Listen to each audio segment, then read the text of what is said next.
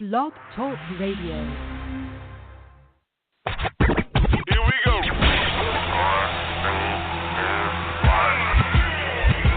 Blast off. This is True Capitalist Radio.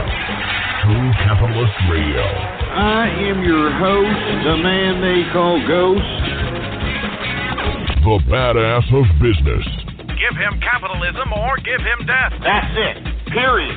Broadcasting from his Skyline office studios in beautiful downtown Austin, Texas. You sound fruitier than a box of Fruit Loops, for Christ's sake. And now, he'll take it from here. Your host, the prognosticator of prognosticators, the man they call Ghost.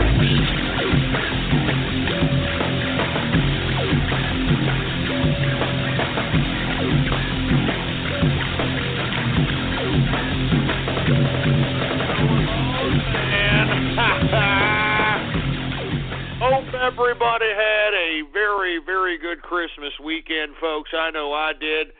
Thank you very much for tuning in with me. Of course, I am your host, the man they call Ghost. And once again, I want to thank you for tuning in to the True Capitalist Radio broadcast. This is episode number 419, number 419 for all the folks that are keeping track of the True Capitalist Radio broadcast. And before we get into anything else, I'd like for everybody to please spread it around like wildfire and let everybody know that True Capitalist Radio is in effect and in the house. And we are live every Monday through Friday, 4 p.m. Central Standard Time, right here on the official website of the True Capitalist Radio broadcast. And it is blogtalkradio.com/ghost. That's blogtalkradio.com/ghost. Every one of my episodes is there, time dated and stamped, to download absolutely free. So go there when you have any free time in this holiday season. And, of course, if you have not done so, follow me on Twitter. All right, the Twitter name to follow is PoliticsGhost. All one word, no underscores. PoliticsGhost is the name to follow. And, of course, I'm also on Gab, which is the Twitter alternative, folks. Which, of course, everybody should have an account at this point. Gab, Gab.ai is what you type in your web browser. And I'm also at that particular social media site at the same name, PoliticsGhost, folks. Anyway, let me tell you, before I get into the agenda of every day's broadcast here, I want to extend, once again, my sincerest thank you to the Inner Circle, the Capitalist Army, for making this a first Christmas where I genuinely felt the Christmas spirit. We did conduct ourselves in a broadcast on Christmas Eve. If you have not or were not able to partake in that broadcast, go back to the archive, blogtalkradio.com/ghost. You'll be able to rehash the memories that we generated on that particular broadcast. It was a reminiscence of 2011 for all the folks that go back that far with the broadcast. But anyway, with that being said, I want to say thank you to the Inner Circle, thank you to the Capitalist Army. It was a great Christmas, and I want to say it was all because of you. All because of you, folks. And let me tell you, I know that it's a little bit of a chore at times to do this broadcast. You have to think about it, 3 hours a day of conducting a nonstop broadcast, folks. And I know I got the engineer here, but, folks, as it pertains to talk radio, there's not one person in this business that does what I do. And that goes 3 hours a day, 5 days a week, and just nonstop, not just talks about disgusting, ridiculous malarkey or meaningless subject matters. I discuss things that are current, news, pertinent, of prominence to those of us that want to enhance our intellectual capacity. And at the same time, thanks to the advent of the internets, we've got a whole array of bunch of freak show, nitwit, troll terrorists, and cyber vermin, which provides some disgusting, filthy commentary and troll names and Twitter names and radio graffiti crap that, gives us a little bit of an entertainment value. So there's a whole, I don't even know how to describe this broadcast. I know people have attempted to try to describe it. They can't do it. But regardless of what you view this broadcast as, You have to be into it, to love it, to understand it, to appreciate it. And not to mention, I'm over here conducting the broadcast, so I definitely want to say thank you all very much for listening to the broadcast, especially the Inner Circle, the Capitalist Army. I want to extend a post-Merry Christmas to you all. You're the whole reason why I come up and do this broadcast. And moreover, I also continue to do this broadcast in hopes of sparking synapses in the brains of folks that are out there across the world. And the synapses that I want sparked, of course, are capitalist in nature. You know what I'm saying? Anyway, let's go ahead and get to the nitty-gritty of the broadcast here. Let's get to the markets. Now, I'm telling you, this may be the calm before the storm here. We saw a little bit of a slip in the value of the dollar, and this was expected. At some point in time, we were going to see a little bit of a slip. We were seeing, 14-year highs on the value of the dollar. That's why we saw a dramatic decrease in commodities, specifically in metals. So now that we saw a little bit of a slip in the value of the dollar, let's see if it's reflected in the commodities. And, of course, now that we see a flat stock market, we're starting to see it reflected in the investment community. And I think that the crack that these people have been smoking is now starting to wear off. And I'm hoping that the investors in the equities markets are starting to come down from whatever crack they're smoking and realize that there is nothing fluffing up this market. These 19 flirting with 20,000 point Dow Jones Industrial, there's nothing justifying it. This is over speculation by a very limited investment community. And, I think it's probably one of the biggest pump and dump operations in American financial history. Listen, that may be tinfoil hatting, but in my personal opinion, I have never seen any over-speculation in the equities market to this capacity.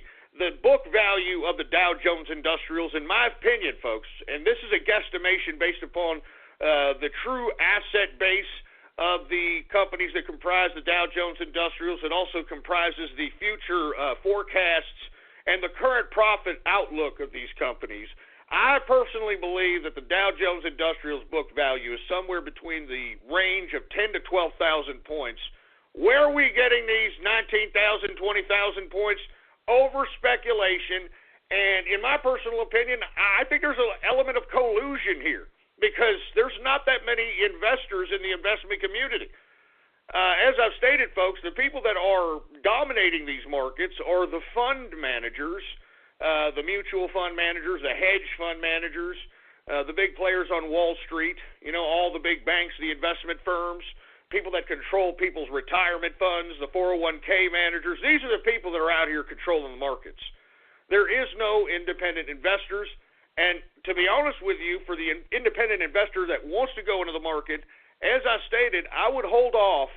I'm telling you, there's going to be a correction in this market.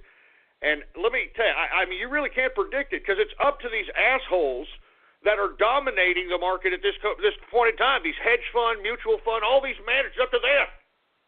You know what I'm saying? It's up to them. So in my personal opinion, folks, even though the dollar slipped a tad bit, and this was bound to happen because, I mean, what, the value of the dollar was going to continue going up? Absolutely not. You have a couple of countries trying to make moves here, trying to, make it more lucrative to try to cash out in their currency. But I'm not going to discuss currency trading. It's a very risky proposition for you currency traders out there. Props to you because that's a very volatile market. But without any further ado, folks, let's go ahead and get to the stock market because they came out flat today, to say the least. And there wasn't even enough volatility to even make it worthwhile to pattern trade today.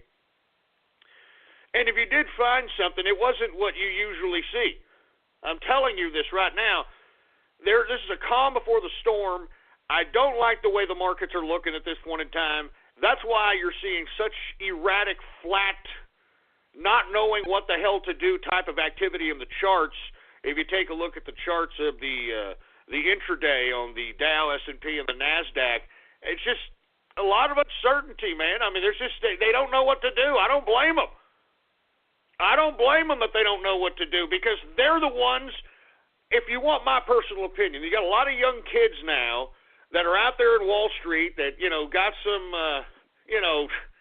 Harvard, Princeton, Yale business nonsense, finance degree, whatever.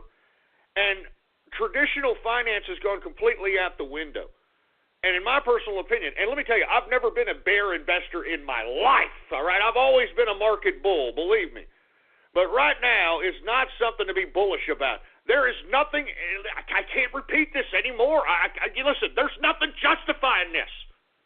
There is nothing justifying 19,090. There's nothing justifying this crap. Everything that shows profitability in the markets at this point in time, with the exception of a few multinational corporations in the Dow that are making money in multinational markets that are offsetting the Western markets that are taking a hit, outside a few of those companies, the rest of the profitability is coming from chopping, from cutting, from cutting jobs, cutting sectors of companies, selling off branches of companies, that sort of thing. That's what all this is about.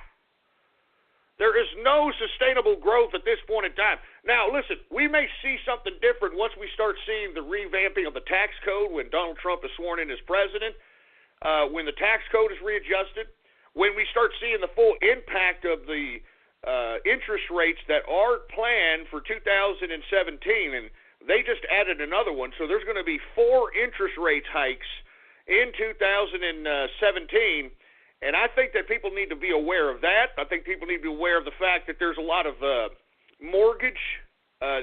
mortgage instruments that are finally going to start to mature here, that are going to tack on the principal, because you got a lot of interest-only mortgage instruments right now, folks, that are the brunt of a lot of the mortgages out here in the real estate market. They're about to mature here, and they're going to tack on the principal, and that's going to double, if not maybe in some instances triple, the actual mortgage of the holder, and they're not planning for that kind of hike. They don't know that. A lot of these morons don't know what the hell they're signing.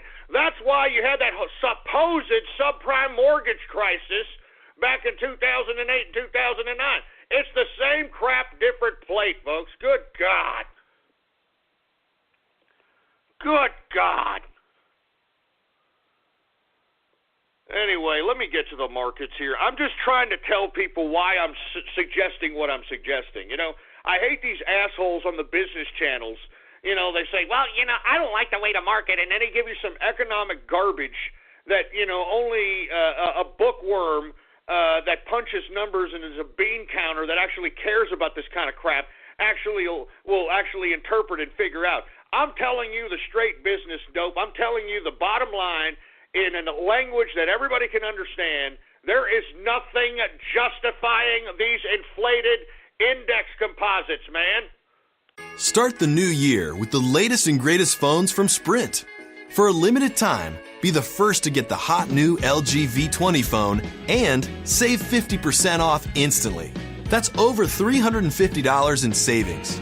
Visit sprint.com/LGV20 or call 1-800-SPRINT1 today. Coverage and offer not available everywhere, subject to credit and $30 activation fee, $16.50 per month for 24 months with installment billing taxes due at sale. Early termination results on remaining balance due. Restrictions apply. Anyway, sorry, let's get to the damn markets, for Christ's sake. Flat today, even though they were on the plus side, it was very flat. There wasn't enough volatility, as I said, to make a decent amount of money in today's market in the pattern or day trading in. And for all you pattern or day traders, you know it. You know what I'm talking about. There's been a lot of volatility coming up into the election where, liquidity was just, you could just grab it. You just grab it and throw it in your pocket.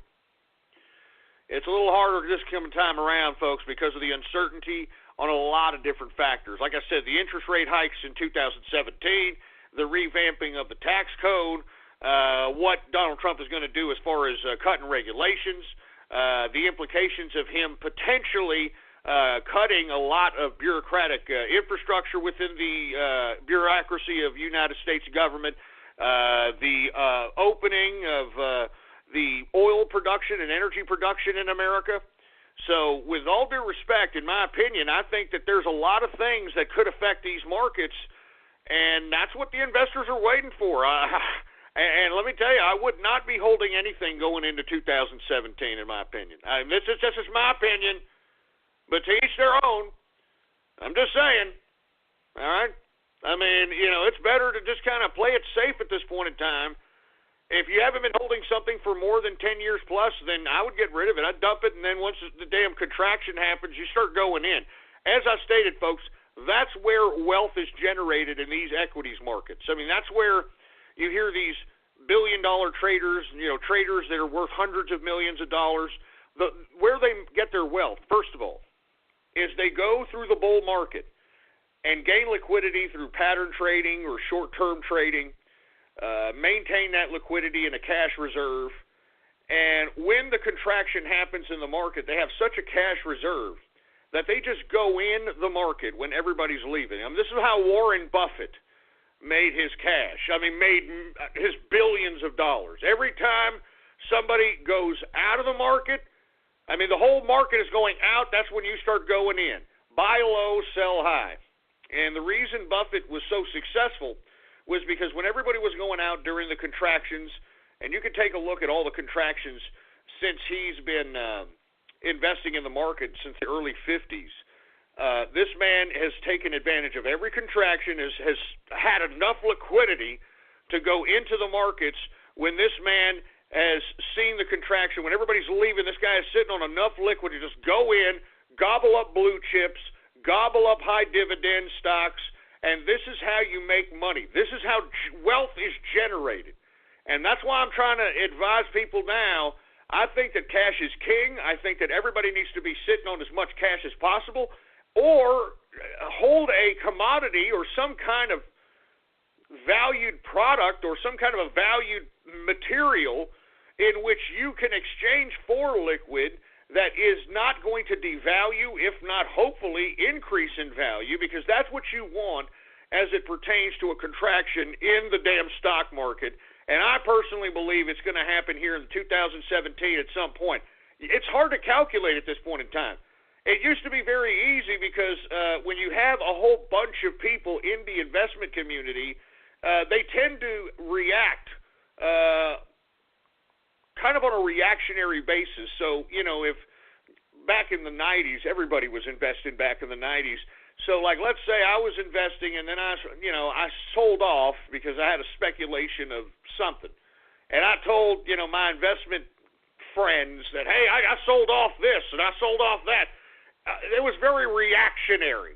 If anybody had any kind of credibility in the market and said they were selling off anything, they would react and they would just sell off. So, but in this particular investment community, what we are witnessing right now is a collusion, because in my personal opinion, the majority of the investment community in this damn game, this equities market game, they're all in Wall Street. They're all fund managers. They're all in on it.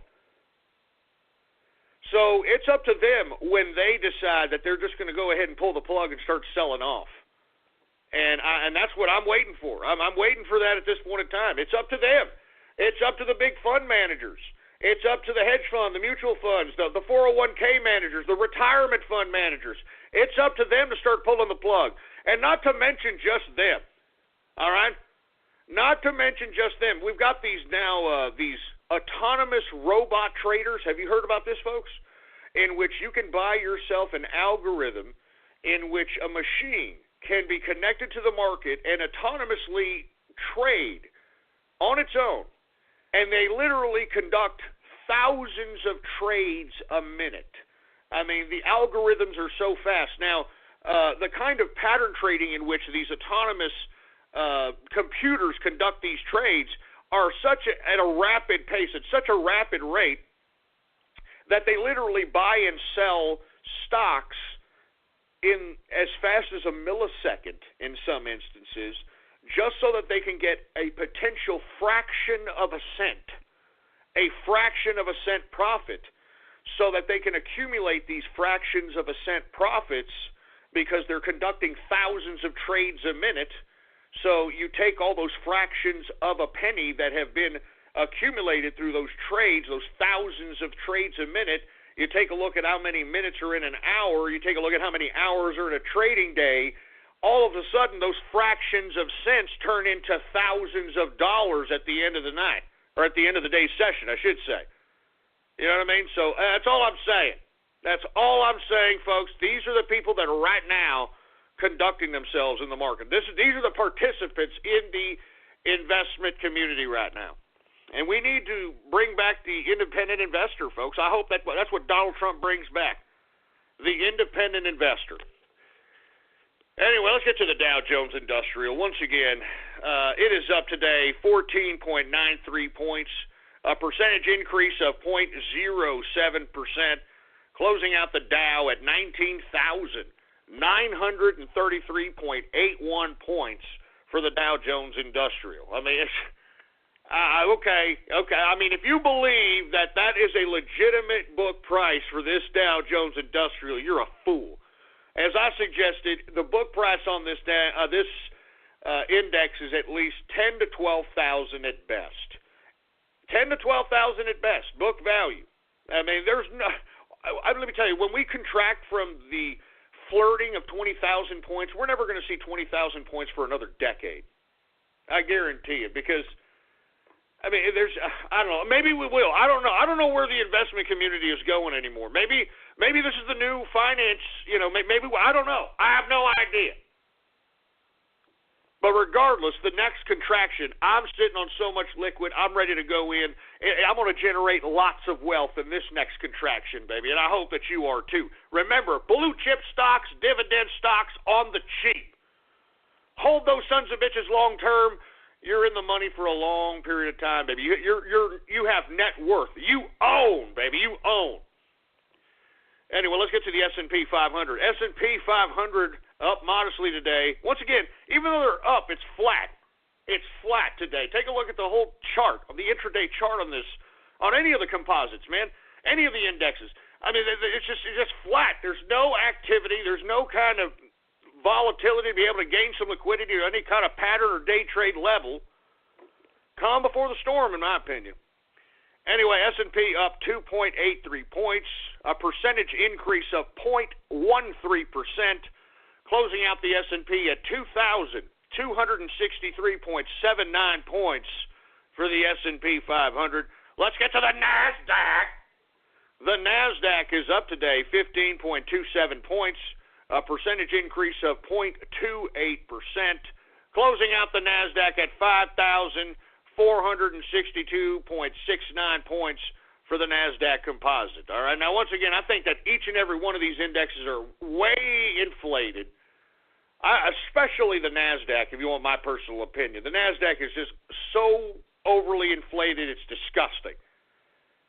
Now, there may be certain aspects of the NASDAQ that could be legitimately profitable, and I don't want to get into the discussion of what sectors that are legitimately profitable at this point in time. But as far as the majority of the tech stocks, which comprises a good chunk of the NASDAQ, these tech stocks are a bunch of crap, all right? These tech stocks are a bunch of garbage. And look, there may be some that are legit, don't get me wrong, but I mean, you know, I'm seeing 1990s all over again in the tech sector, all right? And look, I don't mean to go off on a rant here on the tech sector, but some of these tech startups are making me sick, all right? I mean, they're not innovative. They're pathetic. An idiot in a basement could have made this stuff. I'm just sick of the lack of creativity and innovation that's happening in the tech. And they're actually giving these morons all kinds of venture capital money. And, you know, that's the game about venture capitalism, okay? Like, let's say you got a tech company and, you know, some of ththese tech companies, man, like, you know what's the big thing right now? Hey, we'll deliver you a box every month. Yeah, get our we'll deliver you, what are they delivering now? They're delivering everything. We'll deliver you men's shirts every month, a new two shirts. Hey, we'll deliver you razor blades every month. You know, we'll deliver you this every month. I saw an underwear ad. What was this? Me Undies? I'm not joking. I'm not picking on the company, but Me Undies, that's a damn company where they're going to actually send you underwear in a box every month. That's the new tech trend right now. That's what's getting venture capital money at this point in time. I mean, give me a freaking break. I'm sorry, man. I look, maybe, in my personal opinion, I mean, I should be doing something innovative and that sort of thing, but look, I'm not, listen. I think at this point in time, the internet has already worn out its welcome as it pertains to extending creativity in the retail sector. In my opinion, I mean, I think this whole monthly box crap is just a ridiculous. It's just stupid. It's just utterly stupid. And as far as I'm concerned, you know, I mean, well, what's the big tech company right now? Uber. Didn't I hear that it's losing $15 million this quarter or something of that nature? And yet, what's continuing Uber's sustenance? More venture capitalist money, more venture capitalist funding. Another round is what they like to call it in the venture capitalist game. Oh, we got another round of funding, and that's how these tech companies are getting by. They're not producing a goddamn thing, man. I'm sick of it. Anyway, sorry, I didn't mean to go off on a rant on tech stocks, but I'm sick of them. I'm sorry. They're just... like, can we get to some innovation, please? I mean, Jesus Christ, with these tech stocks. Me undies? Oh my God! I mean, I'm just saying. I don't know, man. These tech stocks. Come on, man. Let's get some innovation going on tech stocks. Anyway, let's go ahead and get to the energy sector, shall we? And the commodities, you know, because like we said, we saw a slight dip in the dollar. So let's go ahead and get to the energy sector and see how it looks. Energy sees an increase, slight increase, because there is a slight dip in the dollar. WTI sweet crude, WTI, of course, is the crude oil consumed by North America, or the Americas, I should say. We've got WTI up today 7 cents, a percentage increase of 0.13%, closing out WTI at $53.02 per barrel of WTI sweet crude. We got Brent crude also up today 11 cents, a percentage increase of 0.20% increase on the day, closing out Brent crude at $55.16 per barrel of Brent crude oil. Gasoline saw an increase today, folks. It is up 1.38% increase on the day. And look at natural gas, man. I'm telling you, feast or famine. Feast or famine in the natural gas commodity, folks. It is up today, 3.50% increase on the day, man.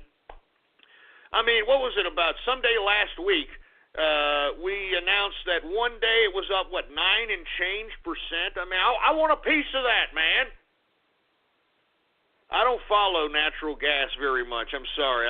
That's not a commodity I follow, but, man, for all those folks that are trading in that particular commodity, y'all had a very Merry Christmas, believe me. I've been looking at how that particular commodity has been faring as it pertains to the volatility of the price. And y'all have had a very Merry Christmas, boy. I'll tell you that right damn now. Anyway, we got heating oil up today, 0.12%. And let me tell you about heating oil. I mean, it was cold out here in San Antonio, Texas, probably like earlier, 2 weeks ago. Man, it's like 75, 78 degrees out here. It's ridiculous. It's like a bad day in March. It's muggy. It's freaking humid, for Christ's sake. It's disgusting. Yeah, thanks a lot, old man winter. I appreciate it. And you know what happens usually around Texas, Austin, San Antonio area? We don't usually see the winter-like weather until about February when, we want it to go the hell away.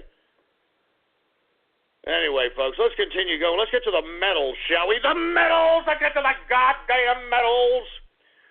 Now we're seeing some increase in the metals, folks, because a slight dip in the value of the dollar. You see, traditional fundamentals still exist in commodities, even though these idiots in the equities markets are smoking crack. We got gold up today, very slightly, but it was still up $2.90, a percentage increase of 0.26%. Closing out gold at $1,133.60 per troy ounce of gold. We've got silver up very modestly today, up 3 cents, a percentage increase of 0.16%, closing out silver at $15.79 per troy ounce of silver.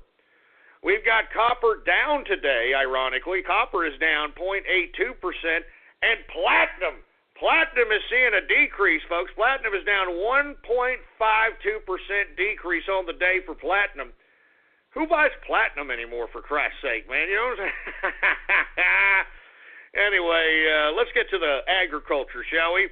Let's get to the grains. Now, it looks like bloody murder in the grains, folks. I don't know what the hell's going on here, but grains mostly look on the red side. Let's take a look. Corn down today, 0.43% decrease on the day for corn. Wheat down also, 0.88% decrease for corn, or for wheat, 0.88% decrease for wheat. Oats is up. It's the only thing that's up modestly today. Oats is up 0.23% increase on the day for oats. Rough rice is down 0.63%. Soybean down 0.65%. Soybean oil down 0.60%. And canola down 0.21%. Let's go ahead and get to the softs, shall we? The same thing in the softs. Everything down except for what? Cocoa. And, folks, if you listen to this broadcast, I've been a little concerned because we've been seeing dramatic increases in cocoa for the past, Jesus Christ, man, for at least the past couple of weeks. And I think that it's going to start showing in the price of dark chocolates. Yeah, dark chocolate, it's got dark chocolate. You know, we're coming around to, Valentine's Day and all that stuff, and I'm just seeing these dramatic increases in the cocoa market. And, of course, cocoa is the base for chocolate. It is up today. Cocoa is up 3.43% increase on the day for cocoa. Luckily, I don't like chocolate. I hate chocolate, folks. I mean, I know it's like, oh, Ghost, you don't like chocolate? Oh, I don't like chocolate, man. And it's not like I haven't tried it. Every time I just can't stand it. I'm like, are you kidding me? People are falling for this crap? You know, I'm like, I don't like chocolate. I hate it. I'm glad I don't eat it because I mean, I don't know. I don't like it. It's just disgusting. Anyway, let's not talking about me. Let's get to the next commodity here. Let's get to coffee, shall we? Hey, dude, just don't talk to me. Don't talk to me unless I have my coffee, dude. Just don't talk to me. Shut up, you stupid freaking hipster bastard. Anyway, folks, coffee is down today. 2.12% decrease on the day for coffee. I don't think that the price of a latte is going to go down at Starbucks anytime soon, huh? I can't believe how many people go to goddamn Starbucks. You know, I mean, seriously, man. I mean, ever seen a Starbucks on like a Friday night somewhere, Saturday? I mean, this is the new bar scene, for Christ's sake, hanging out at Starbucks. You know, paying like $15, $16 for a goddamn cup of coffee at Starbucks. Give me a break. Anyway, let's get to the next commodity. Let's get to sugar. Sugar is down today, 0.06% decrease on the day. Orange juice, man, is down a 1.30% decrease on the day for orange juice. I'm telling you, I'm really surprised people aren't drinking orange juice anymore. I think that's why people are getting sick. I'm not saying it's the cure-all or end-all, but you need to incorporate orange juice, maybe eat a freaking banana or something of that capacity so that, maybe you can have your immune system kind of fight off, all the crap that's, floating around in the air out here. All right? I mean, instead, I don't know what people are drinking. I don't know what people are doing, for Christ's sake, but, I mean, if y'all are not drinking orange juice, then that's your, whatever. Anyway, orange juice is down, all right? Let's get to cotton. Cotton is down today, 0.47% decrease on the day for cotton. Lumber is up today, 0.13% increase for lumber. Let's go ahead and get to rubber. Rubber is down today, 1.21% decrease. No, rubber's down today. Jesus Christ, rubber's down 1.21% decrease. Good God!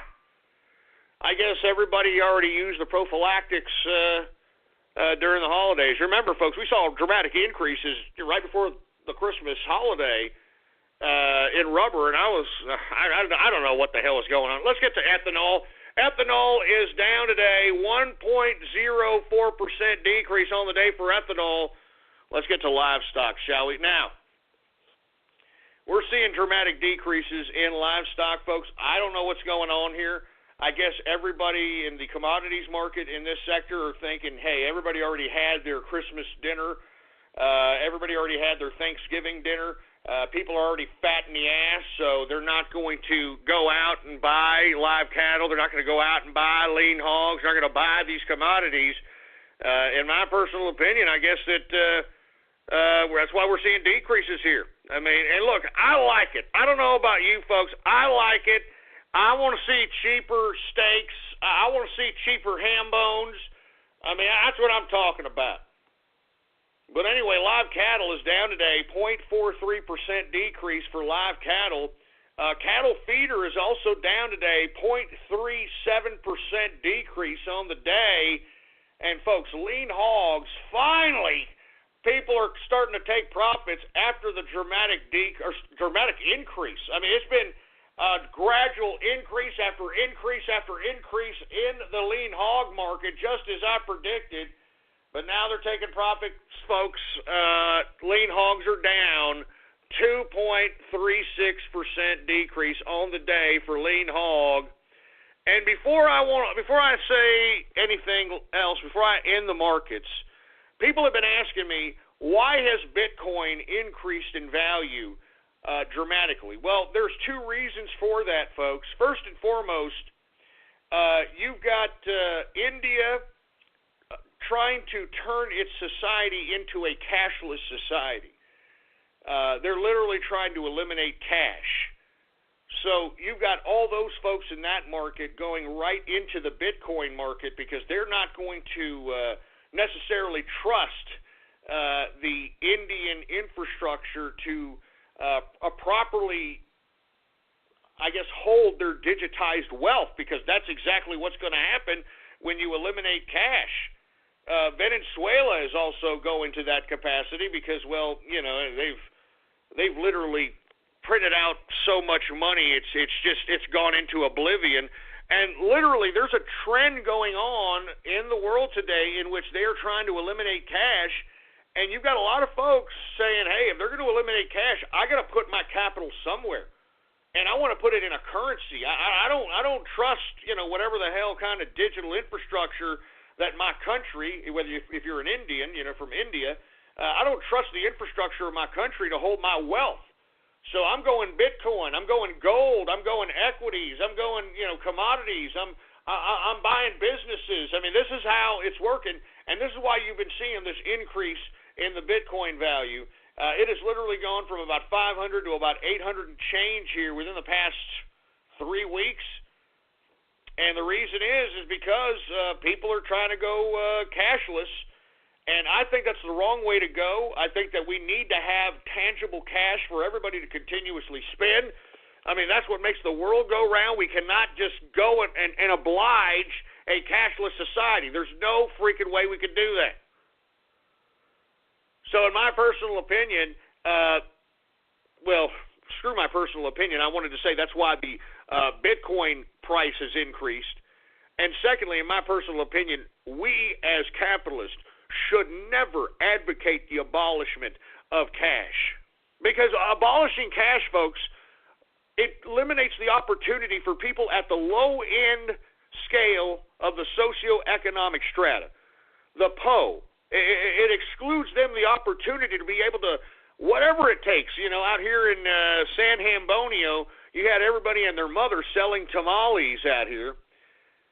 And you see, how would they be able to, you know, sell tamales if, you know, you didn't have cash on hand, or if they weren't able to make cash?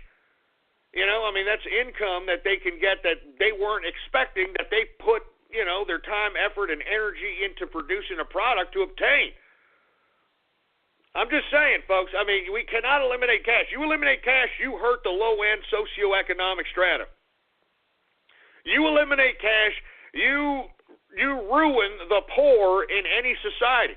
I'm telling you this right now, India is already a poor country as it is, trying to fledgling, or I shouldn't say, that's not even a word, but fledgling along, I should say, as attempting to dabble itself into a first world type nation, and it's having a hard time doing so.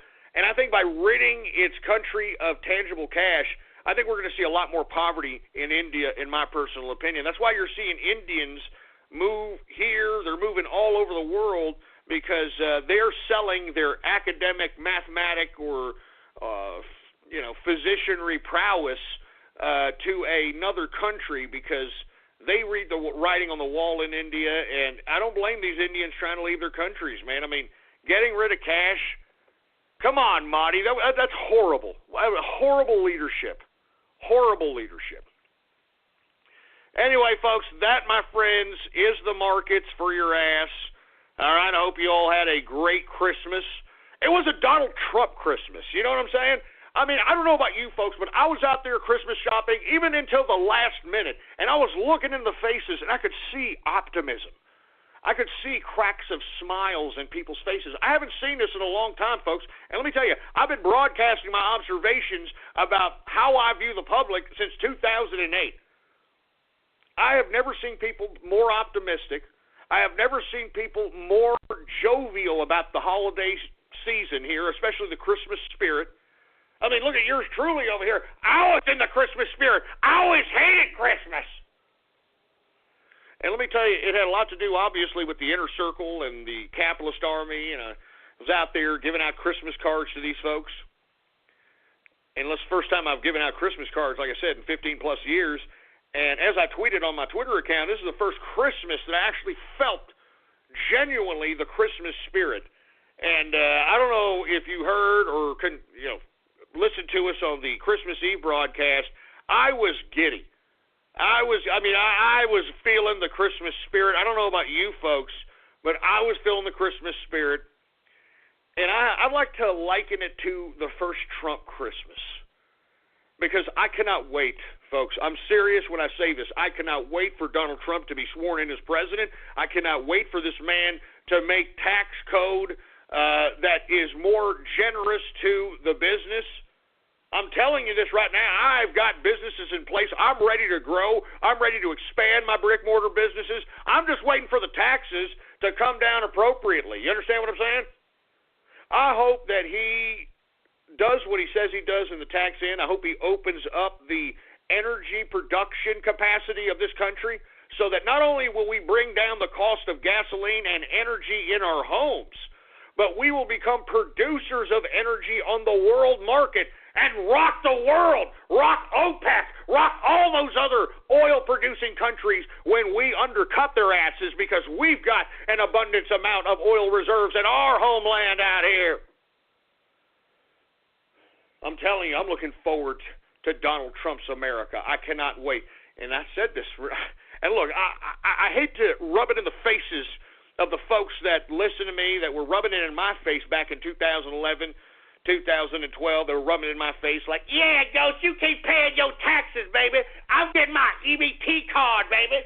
I'm getting my welfare check, baby. I'm getting my housing voucher program, baby. You keep paying your taxes, baby. Obama giving me my Obama phone, baby. All those people back then that were calling me and rubbing it in my face. How does it feel, huh? You're going to have to go back to work. And I can't wait. And not to mention, are they going to have to go back to work, but these stupid, disgusting, soulless bureaucrats that are nothing more than a cog in the meaningless, paper-pushing government of bureaucracy, you're about to get a reality check yourself. I cannot wait. And I said this. I said it was going to happen one day. People said, no, guys, it's not going to happen. It's happening now. It's happening now. And I said it was going to be a great day, a great goddamn day in American history when we saw these stupid, disgusting government bureaucrats out there on the unemployment line where they belong. I'm sick and tired of looking at these damn government bureaucrats out here getting an annual raise even though they're meaningless, even though they don't do a goddamn thing except push a bunch of papers around. I can't wait till they're in the unemployment line, boy. I can't wait. And not to mention, Let me tell you, you bureaucrats that don't get fired, you know what's going to happen to you? You're going to get readjusted, boy. You're going to be accountable for your job, boy. Do you understand that? I'm talking to you bureaucrats. Do you listen to me? Are you listening to me? You bureaucrats are going to have to be accountable now, boy. You're going to have to be accountable, and you're going to be accountable for your job. Not to mention, we're going to readjust your little retirement as well. You're damn right.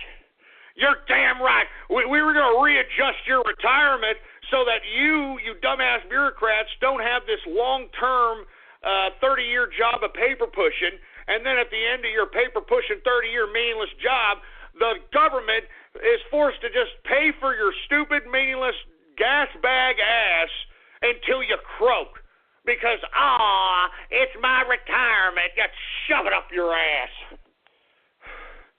You're goddamn right, man. I cannot wait. It's going to be a great day in American history. A great goddamn day in American history. I'm telling you, I can feel the Donald Trump Christmas. Can you feel it? Can you feel it? Can you feel the Donald Trump Christmas? I feel it, baby.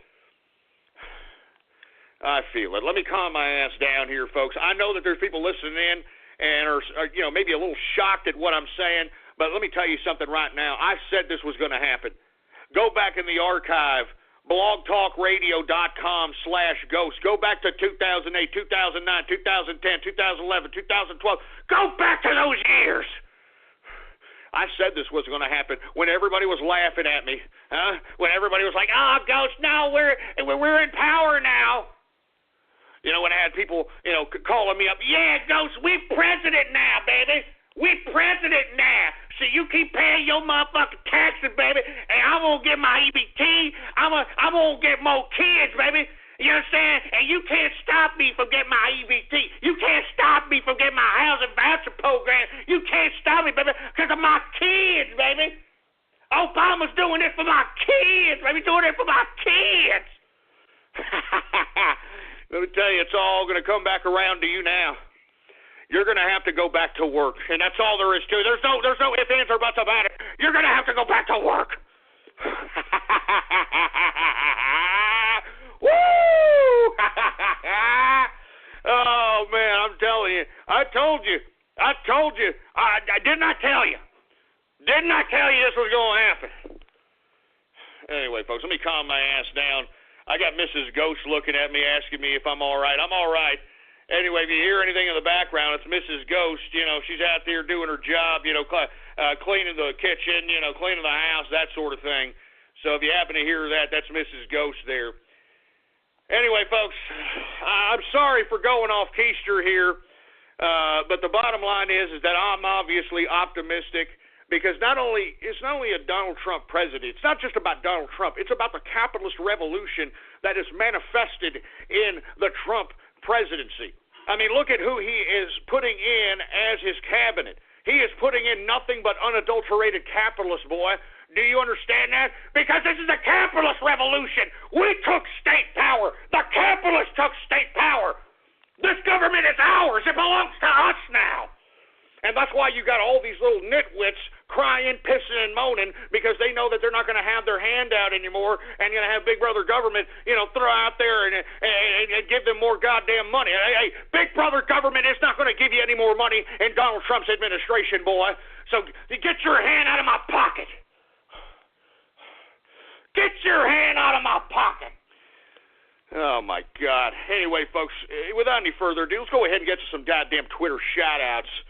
All right, and for you folks that are unaware, go to my Twitter account right now, Politics Ghost, all one word, no underscores, Politics Ghost, and retweet the tweet that states True Capitalist Radio Live. If you retweet that tweet, I will give you a Twitter shout-out live right here on the broadcast right here and now. Once again, go to my Twitter account, Politics Ghost, all one word, no underscores, Politics Ghost, and of course, the tweet to retweet is True Capitalist Radio Live. Anyway, do we got any Twitter shout-outs there, engineer? All right, well, let's go ahead and get to some Twitter shout-outs right now. Anyway, hey, we got the Happy Merchant in the house. What's going on to the Happy Merchant? We got Leha in the place. What's going on to Leha? We've got Sahan Hajazad in the place. We've got the Smiler in the house. What's going on to Smiler? Who else do we got going on over here? What's going on? We got, I'm not going to say this disgusting name, Sergeant Yoda in the house. Never gonna dance again. Oh, man. Now, come on. Let's not go there. Come on. He just died. He just died. Don't even go there. We've got Comrade Choco. Comrade Choco, what are you freaking, what are you, a commie, you little bastard? We got Taco Capitalist in the house. What's going on, man? We've got, I'm not going to say that disgusting name, KGB Revolver. We got Sam Houston War Criminal. You son of a bitch! Don't you even dare! Don't you even dare, boy! Let me tell you something about Sam Houston. He was not a war criminal, first and foremost, all right? And he had the backing of Andrew Jackson, boy. He had the backing of President Andrew Jackson. Take a look back in history, you sorry sack of crap. Son of a bitch. Know your damn history. Give me that. I'm telling you, you know your damn history, boy. Don't you dare make fun of the Texas martyrs. You understand that? Don't you dare make fun of the Texas martyrs. Son of a bitch. Anyway, we got AL the Game Freak. We got Southern AU in the house. What's going on? And once again, if you hear something in the background, it's Mrs. Ghost doing her job, cleaning some dishes and cleaning the kitchen and all that stuff. You understand what I'm saying? So please disregard that. We got 727 caller in the house. We've got Godzilla is okay. I hope you're okay, man. I mean, you sound a little down there in the Christmas Eve special there. We got Santa Whammed George. Oh, Jesus Christ. Listen, that's enough. That's enough. Don't make fun. Look, we're going to talk about this later. This guy just died, all right? Stop it. Some things just make you feel comfortable, like shopping at Vons. From the butcher block to the bakery and everywhere in between, Vons is fresher, with more organic products, more smiles, and low prices on the brands you trust. For a delicious dinner, shop with your club card and get USDA Choice Beef Tri-Tip Roast, untrimmed boneless, for just $3.99 a pound. And for a crisp, sweet snack, pick up large Envy apples for only $1.49 a pound with your club card. Vons. Fact is, it's just better. Jesus Christ. Who else do we have here? We got Last Christmas 2016. Oh, Jesus Christ. Look, stop it with the George Michael jokes. The guy just died. Coco Carraz. Carraskin, what's going on with you, man? I'm telling you, Coco Carraz, what is that is that your new LGBT name?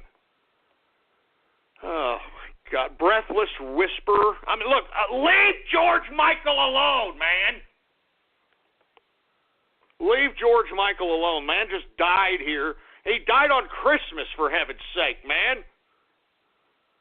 Poor bastard died alone. And that should tell the LGBT something. This guy, with all due respect, God rest his soul, or whoever, rest his soul, he was servicing glory holes in park bathrooms before it was even cool, all right? So I'm just saying, if there was anybody that was LGBT, it was this guy, and look what happened, huh? Had all the money, fame, everything, and what? He died alone. Oh, man, you see? That just goes to show you what I've been saying about LGBT. I don't see any kind of real legitimate cases. Outside a very small percentage, I don't see a legitimate amount of cases of monogamous. I would say lesbian and gay. I've seen monogamous like trans because they're trying to be that different sex, and they have more of a mental perception on their role because they're actually trying to replicate the mannerisms and all that stuff with the opposite sex. So, I can understand trans, and I've seen that before. I have not seen a monogamous gay-lesbian relationship, and if I did see it, they're still, having menages and gangbangs and daisy chains and all this other stuff. And I just don't see it. I just don't see it. I'm sorry, that's my personal opinion. I'd like for the LGB to prove me wrong. Prove me wrong and show me all the examples of long-term relationships in which they are completely monogamous and didn't allow a cabana boy or, some musclehead to come in between, the body slapping of their two, sexual relations. I'm just saying. Anyway, we got Artron Havoc in the house. What's going on? We got the Jingle Master 3000, Fortune Cookies and Milk. Oh, Jesus Christ. We got the Brony Network in the house. We got the Bird in the house. Trans Toilet, put a pair of balls on a toilet. That's great. J.J. Thomas. We got CDI Fan 237 in the place. What's going on, man? We got, I'm not saying that name, you sick son of a bitch. George gave his heart out. Jesus Christ. Man, you guys are heartless. I mean, that's not even a good thing. You guys are pieces of crap. He just barely died, you milky lickers. He just barely died. Oh, my God. Give me a minute. Oh, my God. I'm only going to take a couple of more of these because I can already see where the hell this is going, for Christ's sake. We got the Neon Knight in the house. What's going on? We've got Me Undies Ghost merch. Now, shut up, you idiot. Shut up. I was just making an example. Good God. Who else? We got Last Servicing. What the hell does that mean? Fruit up before you go. Yeah, fruit up before you go. That's just great. Jesus Christ, you guys are heartless bastards. We got Trumpet Capitalists in the house. What's going on? We've got No Choir Boys for Russia. What the hell does that mean? What the hell does that mean? We've got Exara Hawks in the house. We got Supa. What's going on to Supa? Hey, Boat. What's going on to Boat? How you doing, man? Hope everything's going okay with you there, Boat. Don't keep your head up, man. Everything's all right. Who else do we got here, for Christ's sake? And once again, if you want a Twitter shout-out, retweet the tweet that states True Capitalist Radio Live on my Twitter account at PoliticsGhost, all one word, no underscores, and I'll give you a Twitter shout-out live right here in the broadcast, right here and now. Who else do we got going on here? We got General Capitalist in the place, and here's the trans can, a freaking can with a freaking pair of balls on it, for Christ's sake. We got Fisty Chang, whatever the hell that means. We've got Lifehouse in the house. We've got Soul Ghost Leo. What the hell does that mean? Jesus Christ. We've got George Last Christmas. Shut up with the freaking George Michael crap. The Trans Latte. Did you put a pair of balls on a latte? Jesus Christ. Damn it.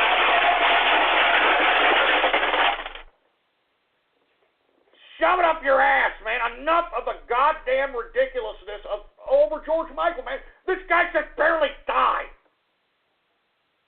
He just barely died. I mean, have a heart. I mean, Jesus, just shut up. You know what? Just shut up. Just shut up.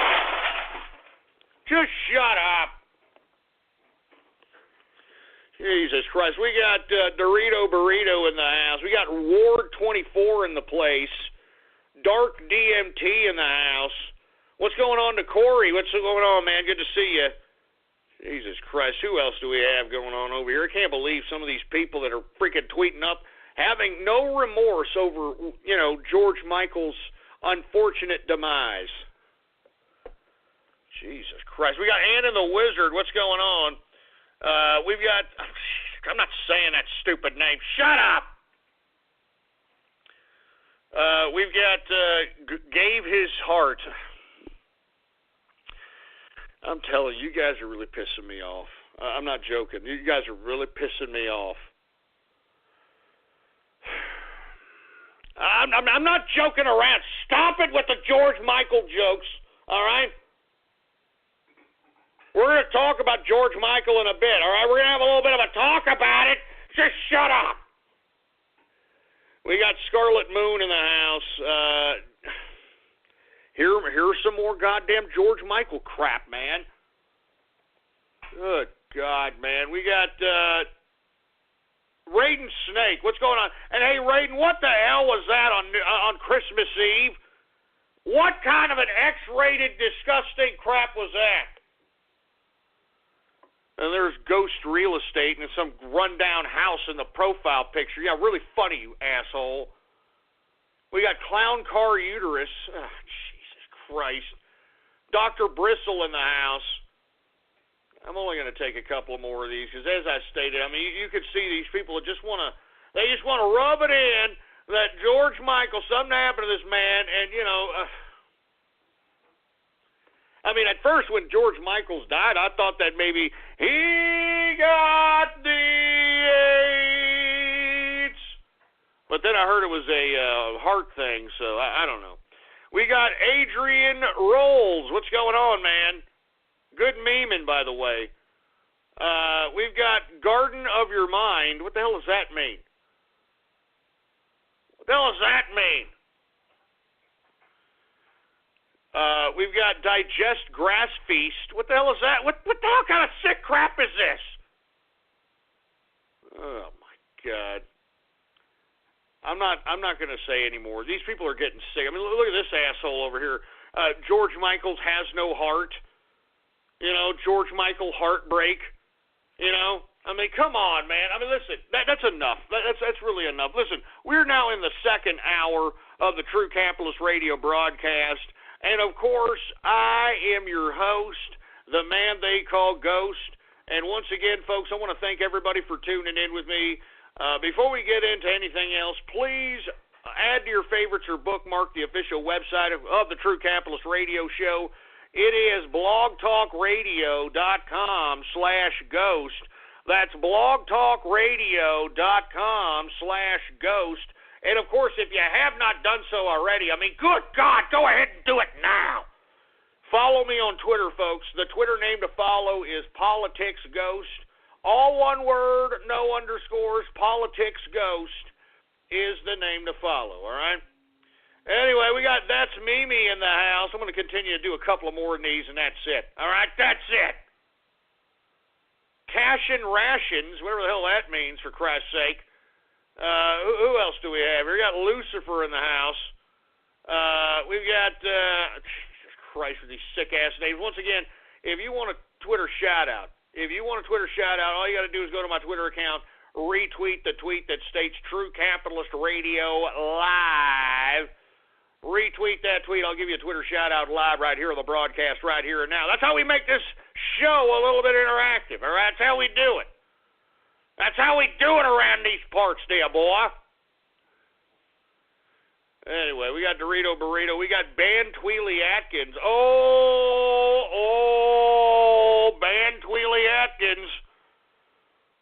Who else do we have here? We got Remington in the house. What's going on to Remington?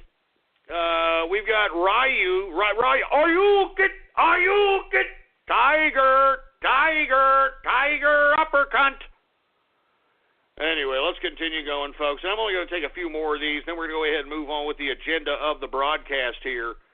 So I hope that some of you folks have some decent ones. There's Lego Fan 421. We've got, I'm not going to say that disgusting name for Christ's sake. Trans Ford Focus. They put a pair of balls on a Ford Focus. That's just, Jesus Christ.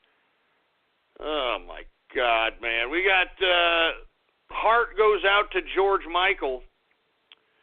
Trans Donald in the... You know what? That's it. You know, I mean, I've had about enough of doing this Twitter shout-out crap. You son of a bitch!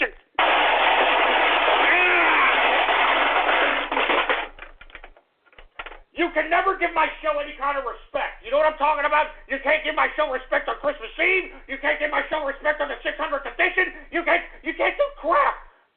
What kind of freaking fans are you, man? What kind of freaking fans are you? Seriously, man. And then you're out here making fun of the death of George Michael, you heartless... You know, never mind. Just forget. Give me the freaking mic.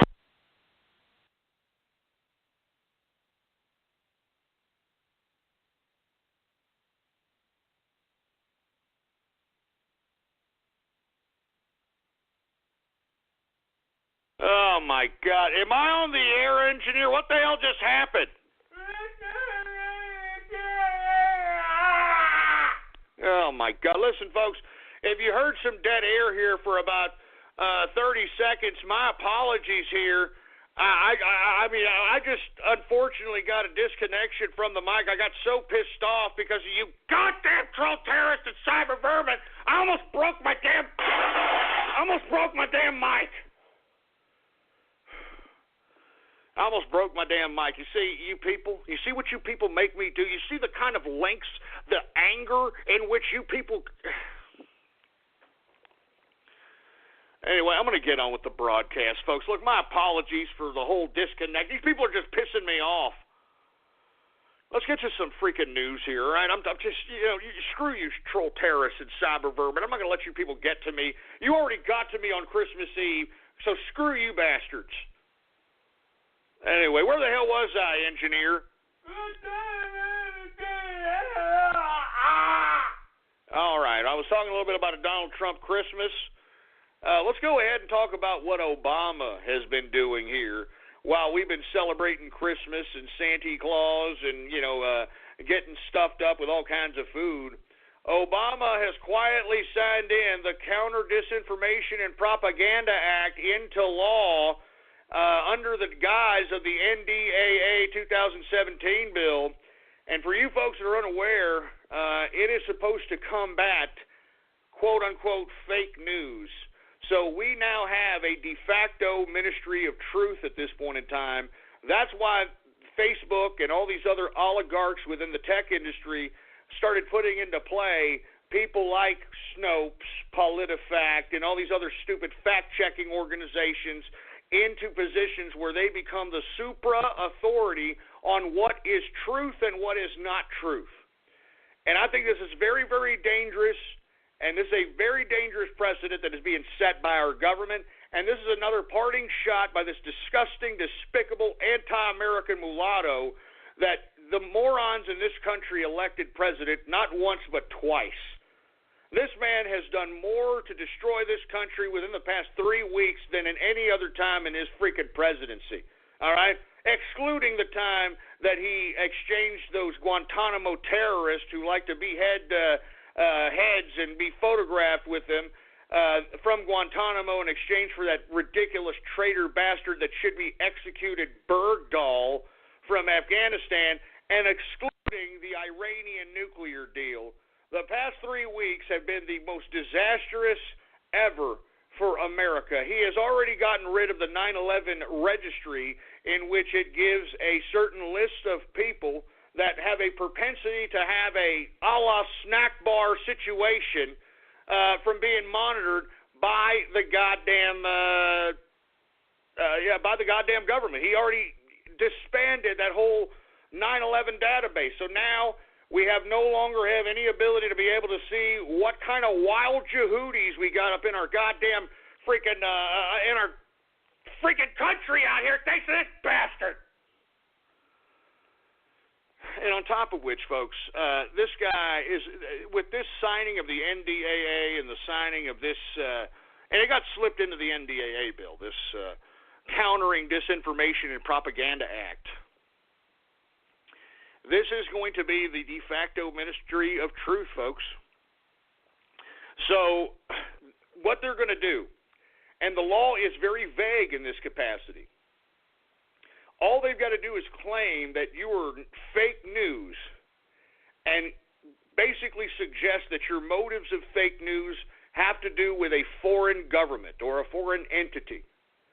Then these folks can legally trash you utilizing government money to do so. For instance, let's say, and look, I'm not saying this is going to happen to Alex Jones, but Alex has to know that he is a prime target at this point in time for this particular situation as it pertains to the Countering Disinformation and Propaganda Act. All the government has to do is say, hey, this person is spreading fake news. Why are they doing it? Oh, they're doing it because it's favoring Russia. All they got to do is do some McCarthyism on you. And they can't necessarily take you down per se, but what they can do is utilize government money to How can you counteract your information? And what is the first thing they're going to do? They're going to put all the deep and dirty secrets that is in Alex Jones's closet out there for everybody to see. You see, this is a countering of what WikiLeaks has done to the governments. Now what the governments are going to do is they are going to utilize those that are whistleblowers or information disseminators, people that actually do what I do, Alex Jones does, Breitbart, these sorts of things. Once they deem us as fake news and suggest that we are agents or working for agents or working in favor of another country, then what they're going to do is they're going to do a WikiLeaks on us. And they're going to be legal now in doing so because they have this new law in the NDAA 2017 that was slipped in, the Countering Disinformation and Propaganda Act. What does that mean? That means they're going to counter you by putting up every dirty detail about your goddamn private life so that people can say, or they can say to the people, the Ministry of Truth, that is, can say to the people, you see, this is who you're following. Look at who you're following. Look at him, he's dirty. Look at him, he's got an affair. He's got a mistress. He's got a gay lover or whatever they find. And they're going to be legal in justifying doing so, and they're going to have the government's money to do it. This is unbelievable. But you see, this is what this freaking mulatto, anti-American piece of garbage president has done to America. And let me tell you, I will never forgive anybody who voted for this piece of crap. I'm serious. I'm not joking around. If you voted for this piece of garbage, and listen, I hope that you voted for Trump if you did, but if you did vote for Obama, you need to know that you got blood on your hands. You have blood on your hands, not just in this country, but in other countries across the world. And moreover, you are a contributing factor on why our country lost rights, lost privacy, lost our ability to obtain our own information without having a goddamn Ministry of Truth. I blame all you people that are pro-Obama. I'm not fucking around. Excuse my French. I'm not messing around. You people that voted for Obama are pieces of trash in my book. And I don't care if you are repentant. I don't care if you did vote for Trump. You are the people that allowed this piece of crap to do what he's done.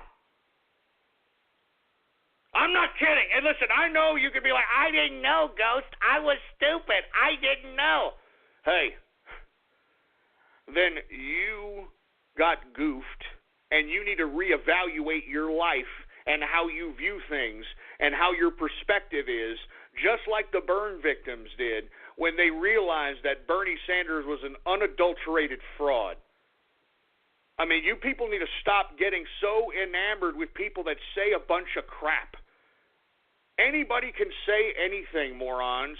Anybody can say anything. So do parrots. You could teach a parrot to say the same goddamn thing Obama said and have the same results. Maybe a little better because a parrot can't make a decision. Obama, according to General Michael T. Flynn, made a knowing decision to arm, train, and fund ISIS and the Salafists and everybody else who's causing havoc in the Middle East. And that's straight out of the former head of the Department Intelligence Agency, the Defense Intelligence Agency, the DIA, the Defense Intelligence Agency, which Michael T. Flynn was the head of. So give me a break. I have no mercy on Obama voters. I'm serious. I have no mercy on Obama voters. You people are pieces of garbage. And as far as I'm concerned, this right here, this is just the epitome. This is the cherry on top of what this son of a bitch has done to this country. And look, I don't blame him. You gave him the power, you morons. I mean, we are the ones that fell asleep at the wheel. You morons voted this idiot, and look at him. He's laughing at you, man. He's put you into chains of bondage, and you're like, yay, we like you, Obama, because you talk to us so delicately, and you talk to us like an NPR bit. I mean, we love you, Obama. I'm not joking around, man. You people that voted for Obama, you're the reason why we are here. You're the reason why we are here, and I will never forgive you pieces of garbage. I'm not joking around. If anybody ever admits to me that they voted for Obama, I'll spit in their her face. I'm not joking around. I'm not kidding. Hey, let me tell you, I don't really care. I really do not give a crap. And people are saying, that's pretty offensive, Ghost. I mean, I didn't know. I was stupid. I voted for Obama. I didn't know. Well, you know what? Tough titty. You know what I'm saying? Tough titty. I would spit in your face if you told me you voted for Obama. I'm not joking around. If you were right in front of me right here and told me you voted for Obama, if I didn't spit in your face, I'd slap your face. I'd hit your face. Something. I'm not kidding around. I'm not joking around. Jesus Christ. Anyway, listen, I'm sorry for going off keister about that. This man better be gone by January 20th. This idiot Obama better not do anything as it pertains to a direct confrontation with Russia or anything to that capacity. They better not do anything and try to suspend the Constitution and keep him in power. I swear to God that better not happen. Because I'm tired. I am sick and tired of Obama. I'm serious. Listen to me. I wasn't out here, trying to delegitimize his presidency, trying to overthrow his electoral election like all the leftists are. But now that this idiot is about to leave office, it sounds like he doesn't want to leave. You know what he said today to some freak? I think it was an interview with his old chum David Axelrod. He actually claims that he would have won the election had he ran against Donald Trump. I mean, listen to this arrogant asshole. And this is the guy you elected in. You see how much cult of personality that you have enamored this idiot with, folks? This idiot thinks that he has you so much in control that all he has to do is just talk to you very delicately, and then you idiots will be like, oh, okay, he's a nice guy. It's okay. I mean, this man has done nothing for anybody in this country with the exception of those that got all those hundreds of millions of dollars in the stimulus package 2 bill. And I would strongly advise you, read all the money that went into the stimulus package 2 bill. I mean, everybody got a piece of that, baby. The pornographic industry got a piece of that. Hollywood got a piece of that. The Wall Street got the majority of that. The banks got the majority of that. Those are the only people that actually benefited from the Obama administration. Nobody else. I mean, the black folks were thrown backwards legitimately, whether black folks want to admit it or not. Black folks, unfortunately, are very strong-headed as it pertains to, self-reflection. They don't like being told the truth. With all due respect, black folks, you don't do it. The last man that tried to tell you the truth, you shot him! And I'm talking about Malcolm X. The last guy that told you the unadulterated truth, you all shot him. A white man didn't shoot him. A Mexican didn't shoot him. No, his fellow black man brethren. But as I stated, folks, black folks have a very hard time in self-reflection, and it's about time for black folks to realize that y'all got goofed by a man that's not even black. I don't even think he identifies as black. I sincerely don't think he identifies as black. I don't know what he identifies. I think he's a complete psychopath, old Obama. I mean, we have no idea, truthfully, how his upbringing was, who his real father was, how he was actually truly educated. You understand that? Nobody knows. This was all, he made sure to, put a lock on all his college records. Nobody in Columbia, when supposedly he went to Columbia University, knows who this bastard is. I mean, he just came out of nowhere. That's why I'm saying, folks, in my personal opinion, I think that Barack Obama was trained for this. I mean, he was an unadulterated sociopath. His real father is a devout communist, which Frank Marshall Davis. And look, all you have to do is put the two side by side. That's his freaking real father. All right? Give me a break. I mean, listen, let's be honest. Had Barack Obama Sr. really be his brother, or really been his son, Malik Obama, really, if that was for real, don't you think Barack Obama would look a little bit more on the African type of skull structure? Skin tone would potentially be a little bit darker. Barack Obama Sr.'s mouth had like somewhat of a cleft. Not a full cleft, but a little bit of a cleft in the palate. You don't think that would have, translated to Barack? That's what I'm saying, folks. In my personal opinion, this Barack Obama character that's in power today, this is not even a real man. This is a character. This is a Manchurian candidate. His name's not even Barack Obama. His real name is not even Barack Obama. His name is Barry Soetoro, for Christ's sake. Jesus Christ. And if you don't believe me, I mean, when he was at Occidental College, that's how they knew him. They knew him as Barry. I mean, and the reason that they wanted to seal his Occidental record was because, truth be told, folks, he got into Occidental College claiming that he was a foreign student.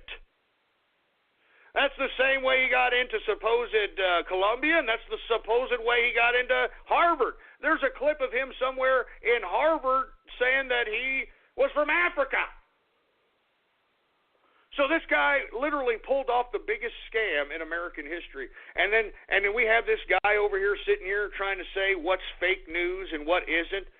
He's out here signing laws into what is going to be the ministry of truth. That's why I'm telling you, you folks that voted for this man, screw you people. I spit on you sons of bitches that voted for this son of a bitch. I'm not joking around. Any of you that voted for Barack Obama, I spit in your face. You know what you should do right now? All right, just so that you can have an act of contrition, I want you to stand up. Each and every one of you scumbags that voted for Barack Obama, stand up. Get up. Get up now. And I want you to go to your nearest mirror right now. Do you understand that? I want you to go to your nearest mirror right now, and I want you to look at yourself between your stupid little beady eyes. All right? I want you to look at yourself at your soulless soul who is just easily suggested, who is just easily goofed. All right? I want you to look at your goddamn Barack Obama voting ass, and I want you to spit in your face. Spit in your face. Spit in your goddamn Barack Obama voting stupid treasonous ass face. Spit in your face. I'm not joking around. If you voted for him, go out. You better be doing that, boy. You better be doing that, boy. Stupid sons of bitches. You people are stupid. All you people that voted for this moron. You're a bunch of kebab meatbag chewing, Hillary Clinton bedband changing pieces of dumbass crap. Jesus Christ, man. Anyway, listen.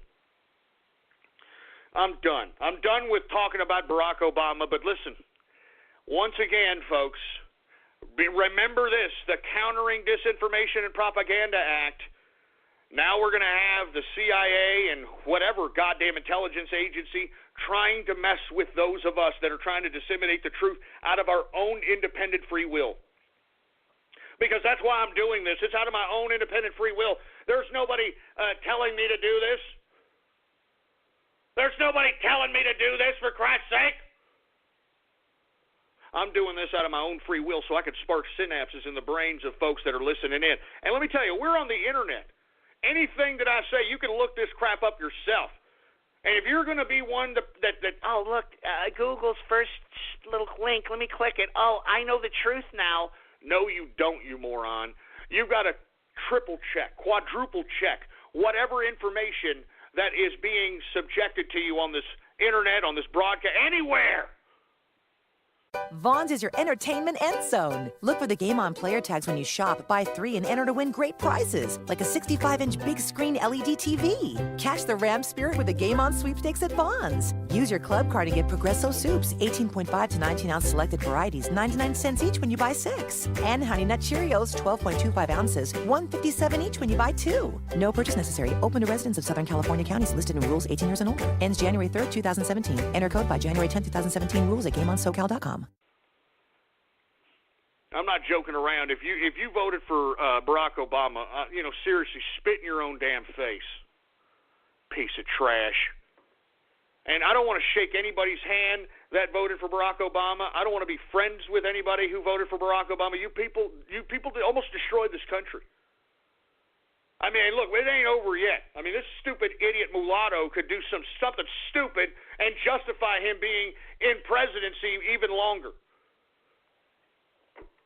And let me tell you, if that happens,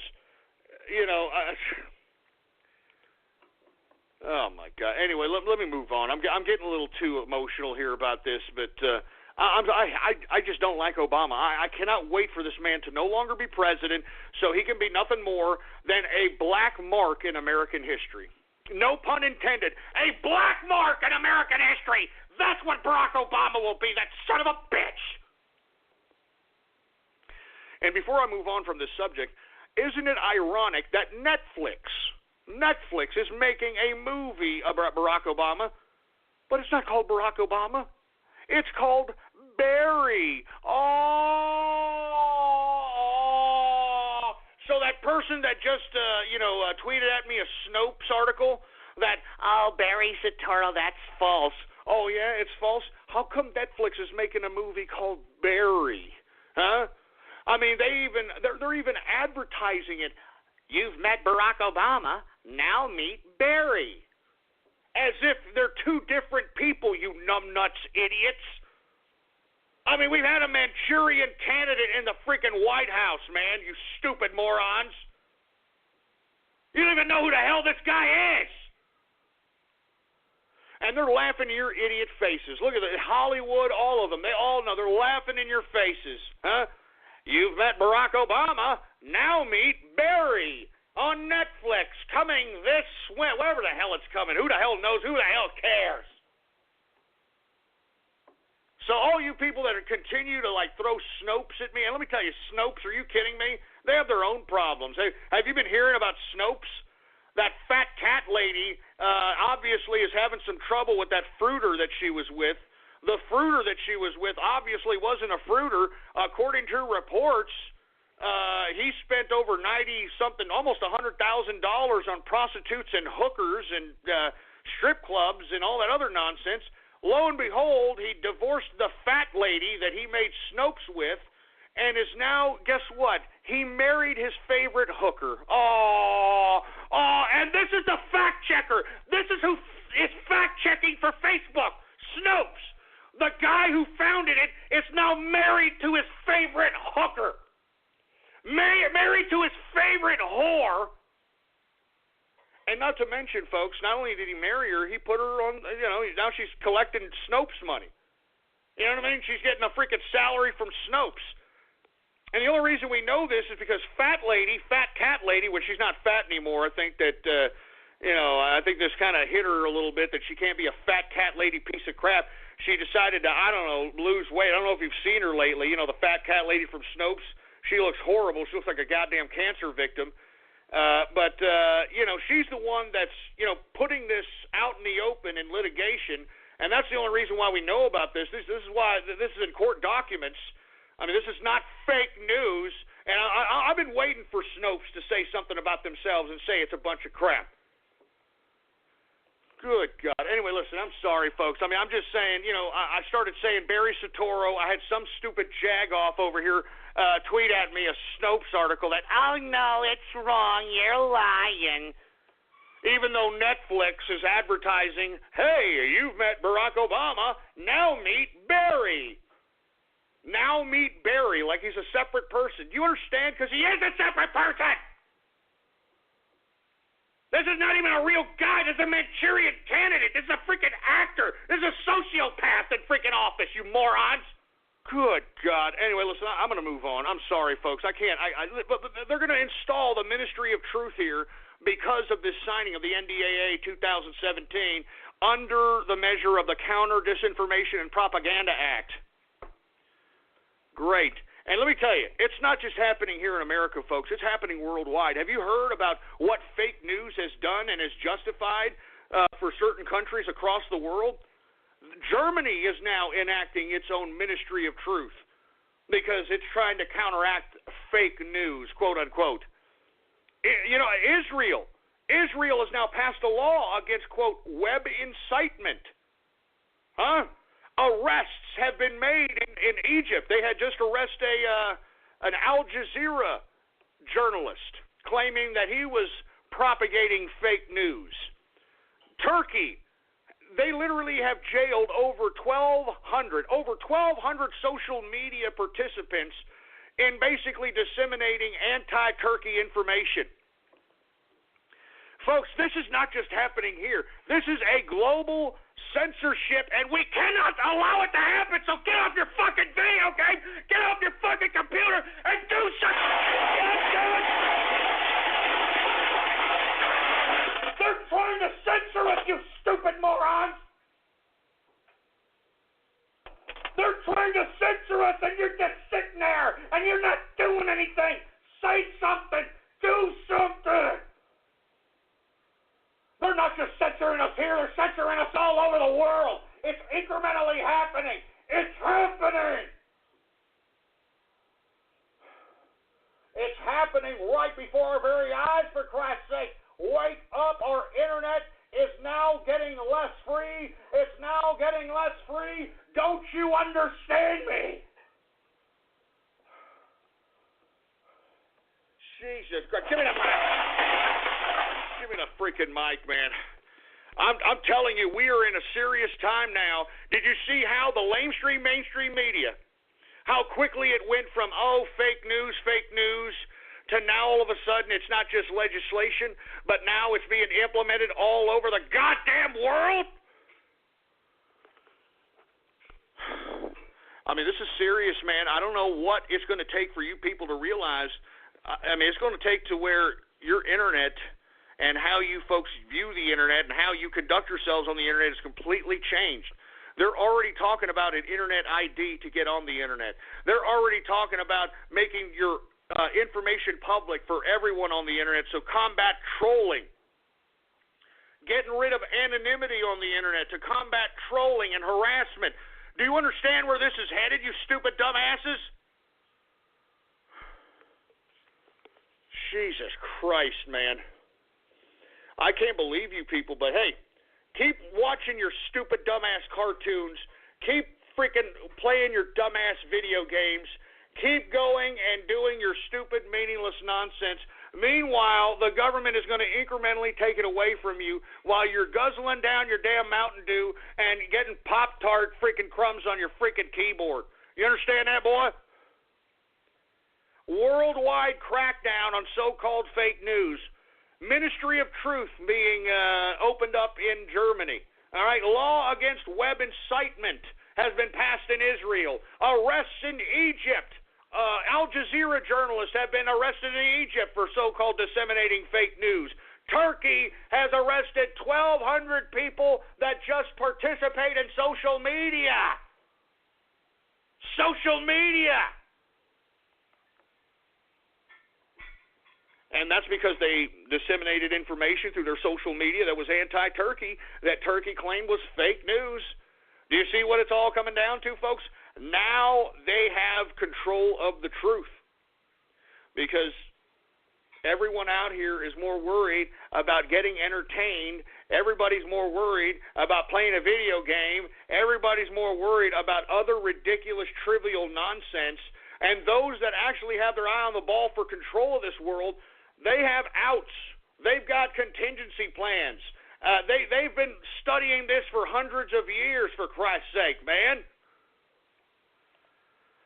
This is very serious. And listen, if you folks don't want to take this serious, well, then at some point in time, this broadcast is not even going to be possible. This broadcast is not even going to be possible because I'm going to be falling under the category of Counter Disinformation Propaganda Act, and they're going to claim that I'm doing this crap for the freaking Ruskies, even though I hate cockeyed, mouth-breathing, vodka-drinking Ruskies. Or they'll claim I'm doing it for what? I mean, they'll do it for whatever. These people are a disgusting disgrace, and I spit on bureaucrats. I spit on the Washington, D.C. bureaucrats that do nothing but become lifetime bureaucrats. I spit on you people. I don't respect anybody in Washington, D.C. They're all a bunch of bureaucratic bunch of crap. They've done nothing. They've caused the problems that we're in. They've caused the $20-plus trillion debt that we're in. They've caused the ridiculous disorder that's happening all across the world. They are the ones that have done this. I'm sick of them, man. I'm sick of them. Worldwide crackdown. Fake news. I knew this fake news was going to go this direction, folks. But everybody kind of took it lightly. I was like, no, I'm playing my video game. No, I'm doing this. And no, I'm watching my cartoon. And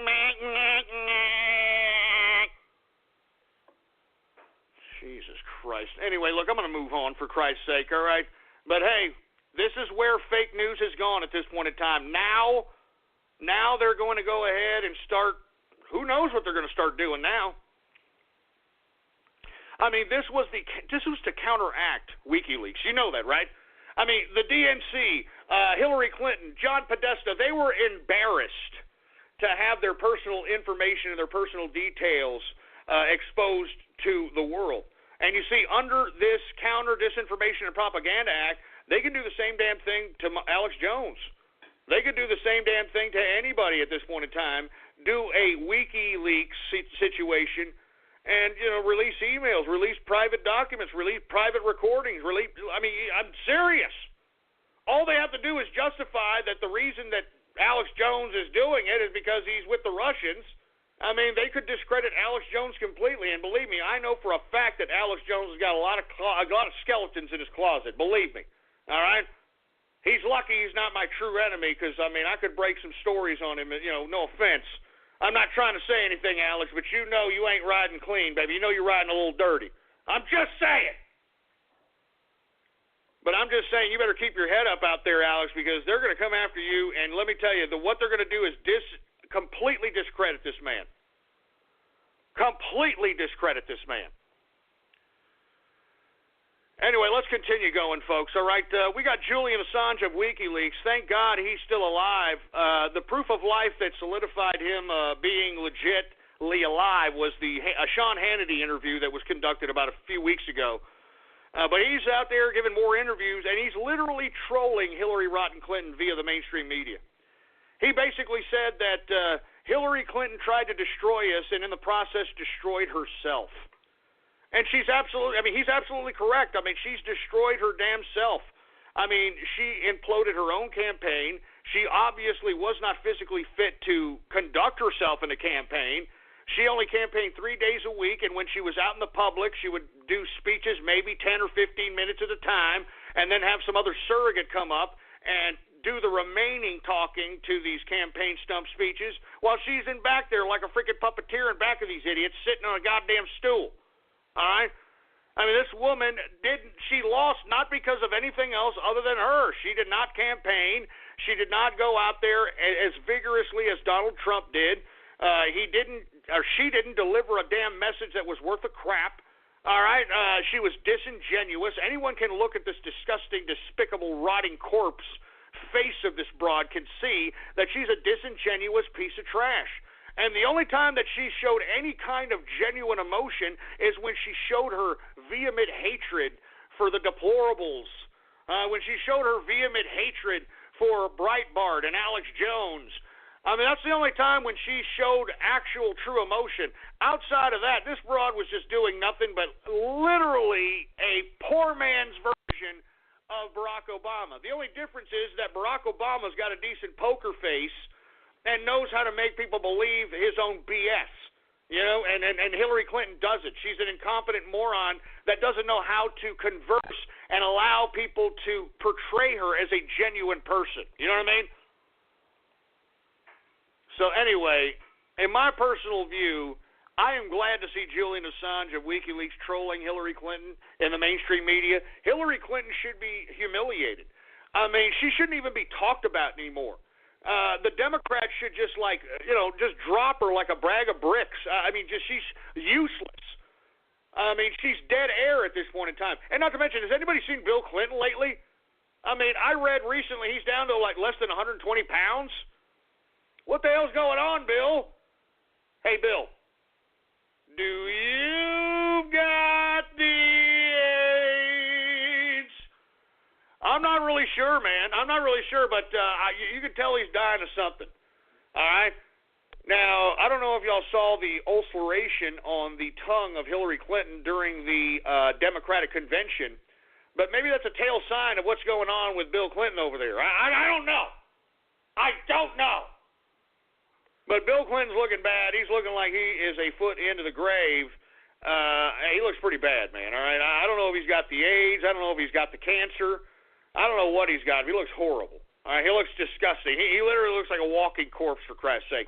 He can't even sound like the old Bill anymore, man. He's like losing his voice midway through a sentence. You know what I mean? He's not even the old Bill Clinton anymore. He's not the old, hey, baby, why don't you come on over here? I'm going to whip it out, and I just want you to play with it here. Yeah, I'm Slick Willie. I'm Bill Clinton. Come on, Paula Jones. Come on, you know you like it. Watch your braces. I mean, you know what I'm saying? I mean, he can't even sound like that anymore. He can't even sound like that. So I don't know what the hell's going on with Bill Clinton, but I wouldn't be surprised if we start hearing here in the next, Jesus, I would say 2 to 3 months that, ladies and gentlemen, Bill Clinton has passed away. I would not be surprised to hear that. He looks bad. He looks horrible. I'm serious, man. I mean, you know, he looks horrible. I mean, I hope everything's all right with the man, but he looks freaking bad. Not to mention his old lady doesn't look very hot herself. I mean, y'all remember when she literally collapsed during the 9/11 ceremony? I mean, I don't know what the hell that was about. You know, she couldn't even keep her balance, for Christ's sake, and then she just, like, collapsed heading into the van. What a joke. What an utter joke. Anyway, I want to say much props to Julian Assange and WikiLeaks for doing what they did and exposing the criminality and the corruption of the DNC, the criminality and the corruption of the Hillary Clinton campaign via John Podesta, and not to mention unearthing, spirit cooking, and all the nefarious things related to such things. Thank you very much, Julian Assange. You are a true patriot, and I can pretty much assure you that Donald Trump will not only literally pardon Julian Assange, but give him safe haven here in this country in America for his patriotic duty by exposing the blatant criminality and corruption of the Democratic Party.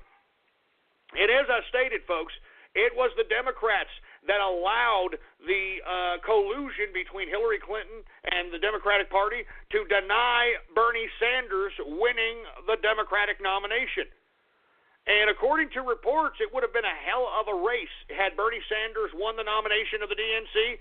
But, folks, I had said before Bernie Sanders relinquished his candidacy, I told you that this idiot was going to be he wasn't going to be the nominee. He was not going to be the nominee, and I told you that there was an agreement between these people, and unfortunately, Bernie Sanders started believing his own crap because he had all these young people and all these big rallies, and he tried to renege on that damn contract that was signed between him and Robbie Mook that was unearthed by WikiLeaks, and they had to slap him around. They had to slap Bernie around at the DNC. For you folks that are unaware, Bernie Sanders was bruised and a little battered at the DNC when he was sitting there in the audience and Hillary Clinton was talking to him and saying thank you and so on and so forth. I mean, Bernie Sanders looked legitimately like he was about to cry because he had just gotten his face slapped around. And I'm not joking around, folks. Look at that footage of Bernie Sanders at the DNC convention.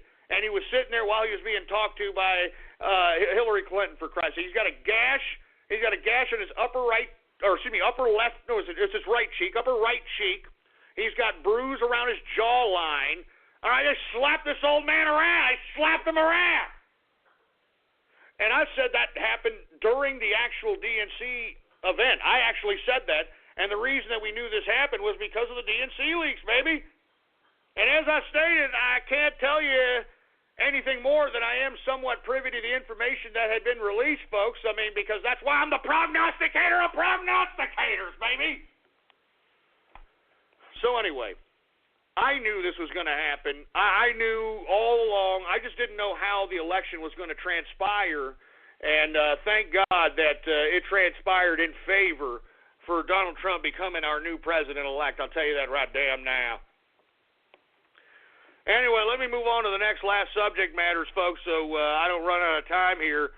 I don't know if you folks are aware, on on Christmas Eve, late Christmas Eve, a Russian Tu-154 plane crashed into the Black Sea while en route to Syria, killing about 92 people on board. And, folks, at first people thought there may have been something nefarious relating to this particular crash. But lest we forget, folks, I announced about 2 or 3 weeks ago that even though Russia had this humongous naval armada that entered into the Syrian sea area, or the Syrian naval area, that they were having these plane crashes on a consistent basis, that their planes keep falling out of the sky. And I announced this, like I said, maybe about 2 or 3 weeks ago, that they're out there conducting military operations from naval carrier off the coast of Syria, and yet their planes keep crashing. I think this, folks, with all due respect to the Russians, this is another instance of their incompetent, inferior equipment, once again, malfunctioning on them. And I don't think there's anything nefarious as it pertains to this Russian Tu-154 plane crashing. I personally believe that it's, once again, faulty Ruski engineering. I'm sorry. But if you read about all the planes that are crashing out there in the military theater of Syria relating to Russia's planes, it's just falling out of the sky out there. There's obviously an aviation problem going on in Russia. And in my personal opinion, Russia, you should be embarrassed, all right? You're out here trying to, flex nuts. You're out here trying to show how Billy badasses you are, for Christ's sake. Your planes are falling from the sky, Ruskies. Your planes are falling from the sky. Just admit it. You have an aviation problem over there in Russia. And, folks, you can look this up. This is happening right now in Syria. These morons are out here. They're just conducting regular operations, and their planes are just falling out of the sky. Their planes are falling out of the goddamn sky. So anyway, please, you're talking about fake news. Don't, make this rumor that, Russia's plane was shot down in the middle of the Black Sea. They've been having problems with their planes throughout their whole combat theater out there in Syria. You can look it up for your damn self. Put Russian planes crash Syria and take a look at how many planes have been crashing out there, for Christ's sake. Hey, Ruskies, lay off the goddamn vodka when you're at the assembly line making your goddamn planes, you stupid potato-eating pieces of damn cockeyed, mouth-breathing pieces of crap. Jesus Christ, I'm sorry. I don't like Ruskies. I don't like them. I'm sorry. If you're a Ruski, I'm sorry. I don't like them. I'm sorry. Act American. Don't act like a Ruski then if you're a Ruski. Or act like an American. Don't act like a freaking Ruski. Jesus Christ. Anyway, let's move on. Once again, before I move on, Russia Tu-154 plane crashes into the Black Sea while en route to Syria, 92 killed. And this has nothing to do with any kind of, it being shot down or blown up or anything to that capacity. With all due respect, their engineering just sucks. Their engineering really just sucks. It's sad. It's really sad. Like I said, just Google Syria plane crash Russia and just take a look at all those planes that are crashing out there. It's pretty sad. Russia's making a fool out of themselves as far as I'm concerned. All they've got, all Russia really has is the nuclear warheads. That's all they have. They've just got the nukes. That's it. And that's all they're sitting on, literally. That's their only threat. Game theory. Mutual assured destruction. Game theory. Anyway, folks, let's move on to the next subject matter. I want to talk a little bit about China. That's right. I want to talk a little bit about China. I find it funny that anything pertains to Russia, the left is all like, oh, my God, I can't believe Donald Trump is saying that about Russia and nuclear weapons and Meanwhile, I don't hear a goddamn thing from the left as it pertains to anything about China. They always seem to forget about anything pertaining to China. China has been flexing its nuts. It's been very belligerent for the whole year of 2016. All right? Beginning with this whole South China Sea situation, with its devaluing of currency, with its ripping off of intellectual property of American institutions, with the literal, they're doing all kinds of nefarious crap. And why we are continuing to play ball with China even though they want the rules that are in their favor. They want to be above the rules. I mean, literally, as the economic system globally stands right now, China is above the rules as it pertains to any other country in this world.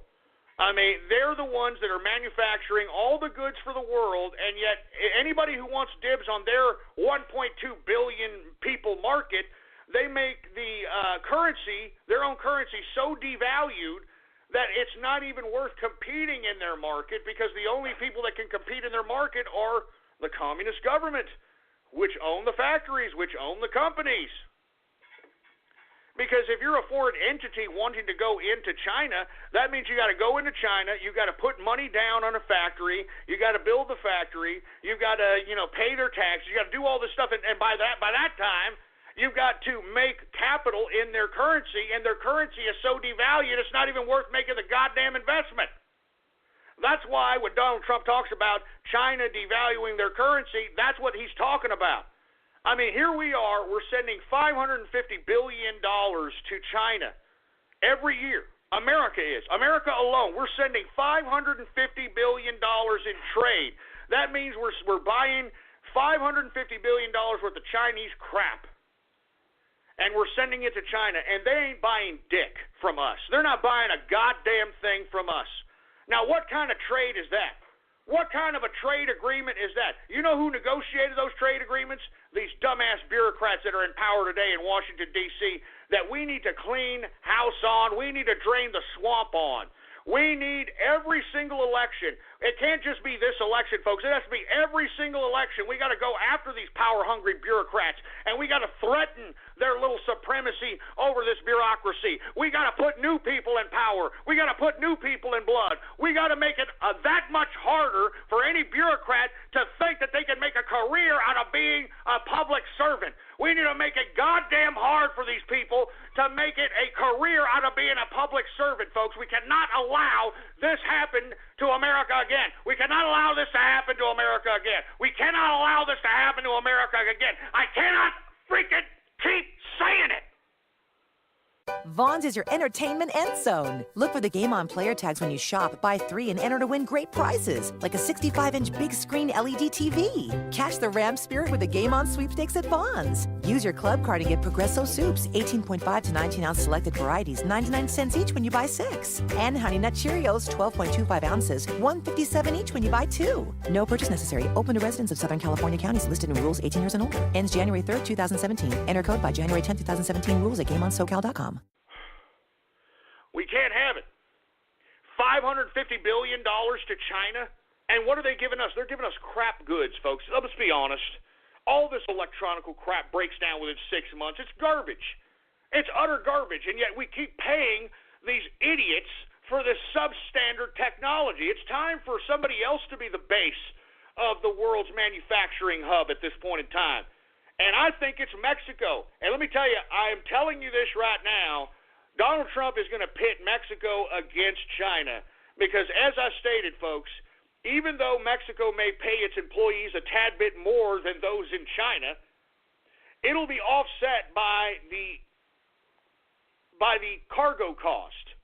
You know, the cargo ships that have to be shipped from the shores of China to the shores of America, all the gasoline, all the crew members on those cargo ships, all the people that are captaining those cargo ships, those costs don't even have to be relevant. They don't even have to be in existence if the manufacturing hub was in Mexico. I mean, literally, they would just take the manufacturing goods in Mexico and it would go right through I-35, right into Texas via trucks, baby. I mean, that's what China should be most concerned about, in my personal opinion. And that's why Donald Trump made it a point during his presidential campaign to visit with the president of Mexico. And I think the president of Mexico knows exactly what he's talking about. The problem is that you've got an ignorant, populace in Mexico, and I'm not saying Mexican people are ignorant. Hey, America has an ignorant populace. So, we need to educate our populaces mutually. But in my personal opinion, I think that Mexico is going to be the biggest threat, the biggest damn threat to China's trade in contemporary history.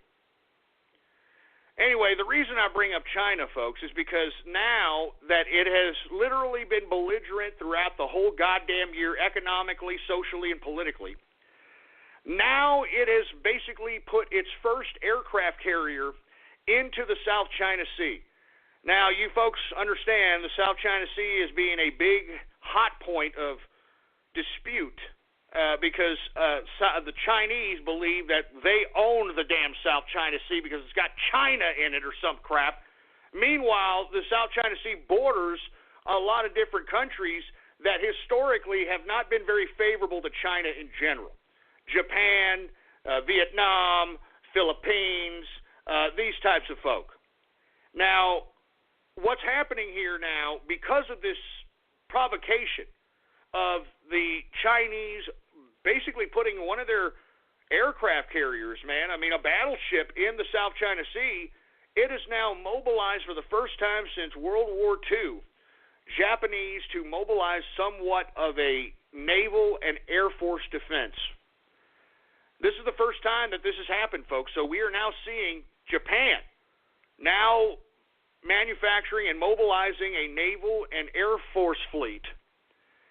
And in my personal opinion, this is going to be a very hot point in Asian theater, in Asian warfare. I think that China, it has conquest in its vision, in my personal opinion. It's been too quiet for too long. And it's got too much cash reserves. It's got, got like a 5 million man or 10 million man army or something in that capacity. Freaking unbelievable. They've built up all these weaponry. They purchased planes. They purchased tanks. They purchased all this crap. What are they going to use it for? In my opinion, folks, I think China has conquest in its sights. Everybody has conquered China for at least the past 350 plus years. And it's time for some payback. I think that they're utilizing whatever, I don't know what strategy they're utilizing, but they are utilizing their infrastructure and their current system to mobilize for a potential conquest of Asia. And that's my personal opinion. I have never seen China so belligerent in my life. This is, of course, post Mao Zedong. I have never seen China so belligerent post Mao Zedong. Never. It's pretty much been a country that's kept to itself until we allowed China to enter the World Trade Organization. And once that happened, they've just taken off economically. And even though the communist government has not relinquished political freedom to the people, but because it has a good economy, based upon the imbalanced trade deals that not only have they don't not only have a imbalanced trade deal with the United States, they have them with other countries as well. It has enabled the communist government to incrementally give their people economic freedom. And what kind of economic freedom? Well, the freedom to go and make money, the freedom to purchase product, the freedom to purchase a meal. I'm not joking. They didn't have this before, folks. I should only advise you to do a YouTube search of China pre-1991. And most of the people in China were riding bicycles, all right? I'm not joking around. In 1991, 92, the freaking Chinese were riding bicycles. Now it's 2016, folks. They've got humongous metropolises, the richest cars. I think the top-selling richest car in China, I believe, is the Audi. So anyway, folks, that has nothing to do with them. Their 7% GDP growth has nothing to do with the Chinese communist theory, their economic prowess. It has everything to do with the imbalanced trade deals that were basically negotiated by our stupid, idiot Washington, D.C. federal bureaucrats. And we should spit in all their faces because of it, all right? We should spit in their faces because of it. Anyway, folks, since we have criticized the Chinese government of China, or the Communist government of China, we are required by BTR to allow a representative of the Communist government of China to state a rebuttal on anything that yours truly has criticized the Chinese government for. And the reason is, folks, is because we are broadcasted in the borders of China. So, without any further ado, do we got him on the horn, engineer? All right, without any further ado, jeez, I hate this guy, but hey, listen, we have to do this because we are being broadcasted within the borders of China. So here is a rebuttal by the representative of the Communist Government of China. Mr. Fortune Cookie, are you there, sir? Oh. You see, you motherfucker out there talking all kinds of garbage about the Communist Government of China. You don't know nothing, Ghost. We own the Communist Government, so we own China. And we own South China Sea because it had China in the name, motherfucker. We own that. We own all that sea over there. We own the fish in the sea. We own the water in the sea because it says South China Sea, motherfucker. That's right. So for all you motherfucker country bordering the South China Sea, you better just sit there and shut your mouth or we're going to stick a chopstick right up your asshole. Motherfucker. And let me tell you something, Ghost. We don't like you or the capitalist army. We don't like you or the capitalist army talking garbage about the Communist Government of China. We're taking our yeast, Ghost. We're taking our yeast and we're taking all your communist, capitalist army motherfucker. We're taking all your name of the capitalist army motherfucker. And we're going to make sure to put all you motherfucker into re-education camp.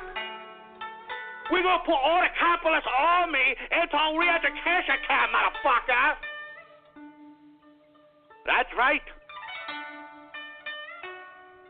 So all you motherfuckers out there talking garbage about the Communist Government of China, you want to know why we do what we do? Do you want to know why we do what we do? We do it for Chairman Mao. We do it for Chairman Mao. We do it for Chairman Mao.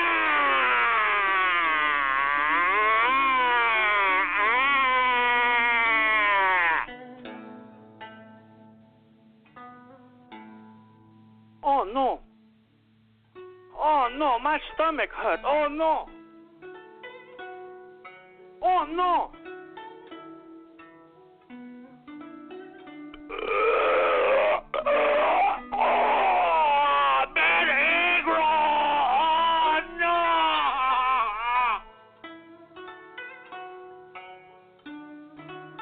I have nothing else to say.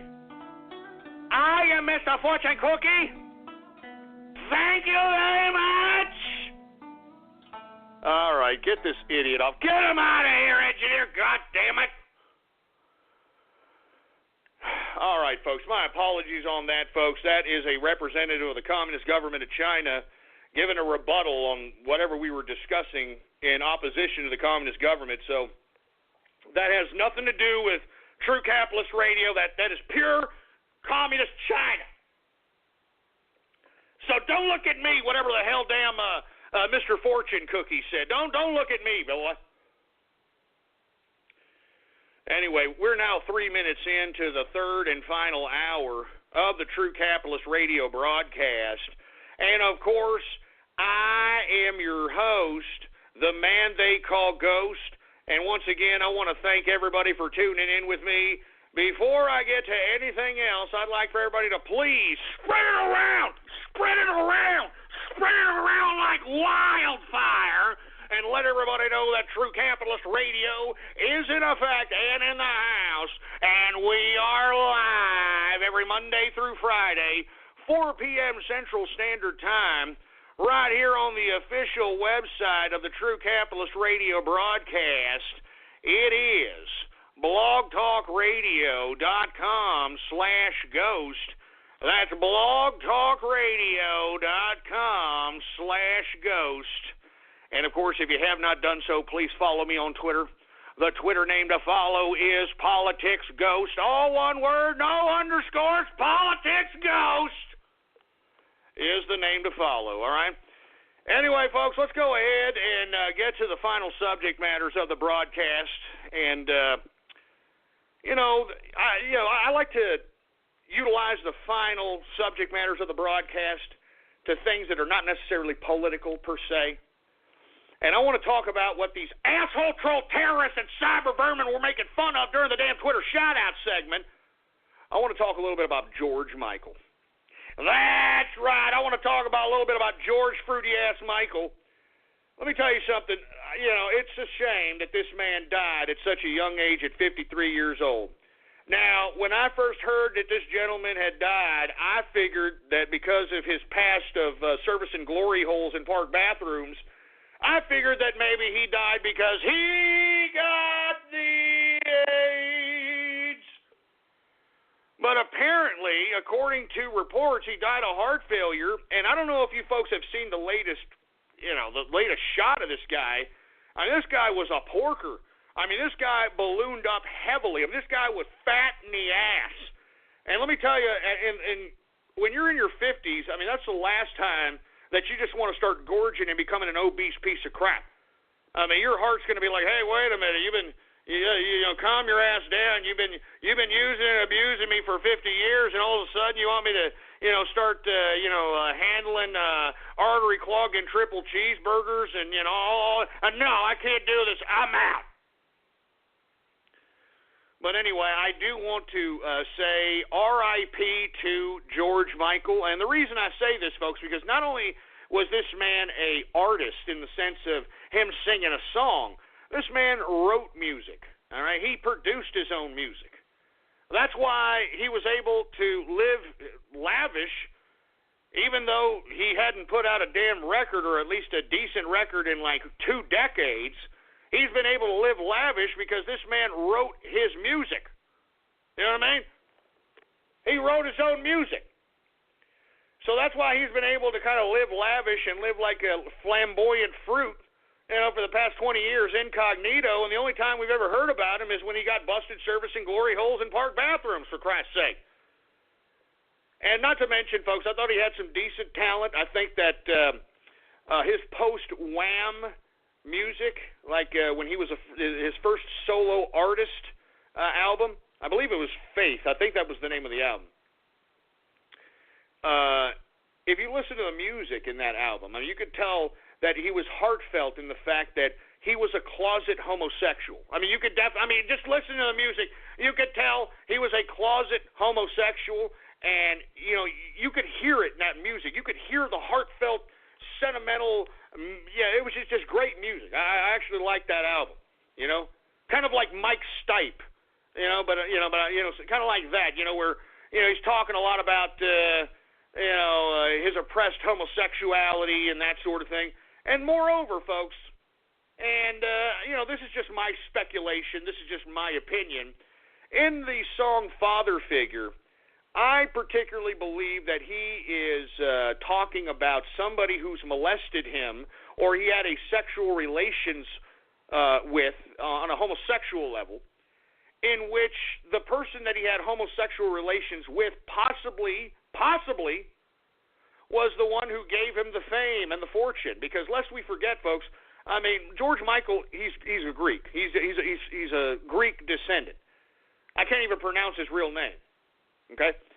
And you have to be, when you're in the limelight, especially in the 80s and the 90s and early 2000s, if you wanted to be a star, I mean, you had to literally know the right person. And knowing the right person meant that you may have to have slept with that person. I mean, even Corey Feldman said that the biggest secret in Hollywood, the biggest secret in the entertainment industry is pedophilia. It's pedophilia. And I think that Father Figure song kind of alludes to that in a certain extent, that all he wanted was some father figure to hold his hand naked. I mean, it's a really weird song. It's a really weird song, but it seems to me it was a song, whoever was handling him more ways than one in the entertainment field was obviously an older gentleman, and because that older gentleman had intimate sexual relations with George Michael while at the same time promoting him as an artist, George Michael, being a young, stupid idiot, being like, well, he must love me, and he's my father figure, and I love him. I love you, Daddy. Daddy, I love you. And, of course, these sick maniacs in Hollywood and entertainment, I mean, it's literally like a meat market over there for these sick pedophiles. And, they don't really take any of that crap serious. And if you want my personal opinion, that's a contributing factor on why the decline of George Michael happened socially, in his own mind. It went from, having a sexual liaison with somebody who was obviously older. That's why I say, listen to that song Father Figure. Had a sexual liaison with somebody older than him that obviously hooked him up. Just my opinion. All right? Somebody who hooked him up with fame. George Michael being a youngin', being infatuated, having a sexual relationship with whoever the hell this older man was, got infatuated, wrote this song, and I'm sure the old man's like, whoa, wait a minute, come on, you're just a piece of meat here, Michael. So anyway, that's my 2 bits on why George Michael was just a sexual deviant, in my personal opinion. I mean, how else can you not be a sexual deviant when you were molested, especially molested for fame? That's why Corey Feldman is so screwed up. That's why he's so messed up in the head, man. He was, he was the 80s. This stupid little kid face, he was the 80s. Goonies, freaking Stand By Me, The Burbs. I can go on and on. Gremlins. I can go on and on. I'm just saying, folks, the only way that you can get there, the only way that you can be in that position is if you know somebody, and the only way you're going to know somebody on a basis to give you that opportunity is if you're giving them a little bit of I'm serious. Ask anybody who has tried to make it in Hollywood. Ask them. Ask them. Anyway, folks, my apologies if, I came out of left field with the George Michael stuff, but I just wanted to get my point across. That's why George Michael was such a deviant. All right, in my opinion. Now, on the flip side of that coin, let's talk a little bit about Kanye West. Now, folks, did you hear that supposedly the marriage of Kardashian and Kanye West is over because, and this is, of course, rumors. Nobody really knows what's going on here, but if this is true, this just underscores how Hollywood can literally character assassinate your ass and destroy your life. And I personally believe that the reason Kanye went to Trump is for help.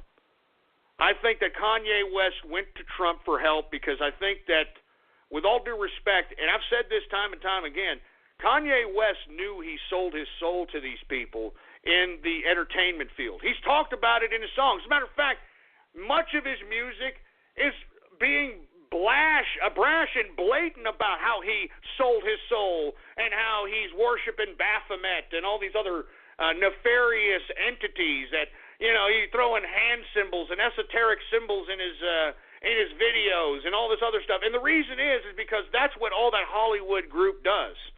These Hollywood people, I don't want to get into a discussion about Hollywood and the magic of Hollywood because lest we forget, folks, in Druidic and in other cultures, but in the Druids specifically, their magicians would carry a wand. They would have a wand and, the whole wizard and magician wand thing. That comes from the Druids. And they would make their wands from the holly tree. So every wand that was ever created in Druidic magic utilized a Hollywood wand to conduct its magic on its subjects, okay? And that's why Hollywood is called Hollywood, because it's the magic of Hollywood. Oh, the magic of Hollywood. Oh, the magic. The magic of Hollywood. You get it, folks? They are literally throwing magic on you, whether you believe it or not. And whether you don't believe it, if you don't believe they're throwing magic on you, then they've already thrown magic on you. Seriously. Because let me tell you what people live through. They live through these dumbass movies. Nobody has any individuality anymore.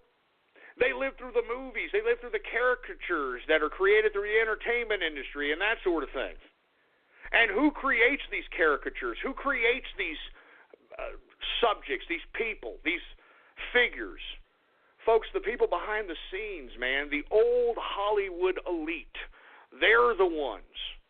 They're the ones that create who is the top hot star, who's the top hot artist, who's the top hot director, who's the top actor. Vons is your entertainment end zone. Look for the Game On player tags when you shop, buy 3 and enter to win great prizes, like a 65-inch big screen LED TV. Catch the Ram spirit with the Game On sweepstakes at Vons. Use your club card to get Progresso soups, 18.5 to 19-ounce selected varieties, 99 cents each when you buy 6. And Honey Nut Cheerios, 12.25 ounces, $1.57 each when you buy 2. No purchase necessary. Open to residents of Southern California counties listed in rules 18 years and older. Ends January 3rd, 2017. Enter code by January 10th, 2017. Rules at GameOnSoCal.com. Start the new year with the latest and greatest phones from Sprint. For a limited time, be the first to get the hot new LG V20 phone and save 50% off instantly. That's over $350 in savings. Visit sprint.com/LGV20 or call 1-800-SPRINT1 today. Coverage and offer not available everywhere, subject to credit and $30 activation fee, $16.50 per month for 24 months with installment billing taxes due at sale. Early termination results on remaining balance due. Restrictions apply. They're the ones. I mean, and that's why I keep telling you, if you don't think that Hollywood is waving magic in people's faces, well, take a look at gangster rap, for heaven's sake.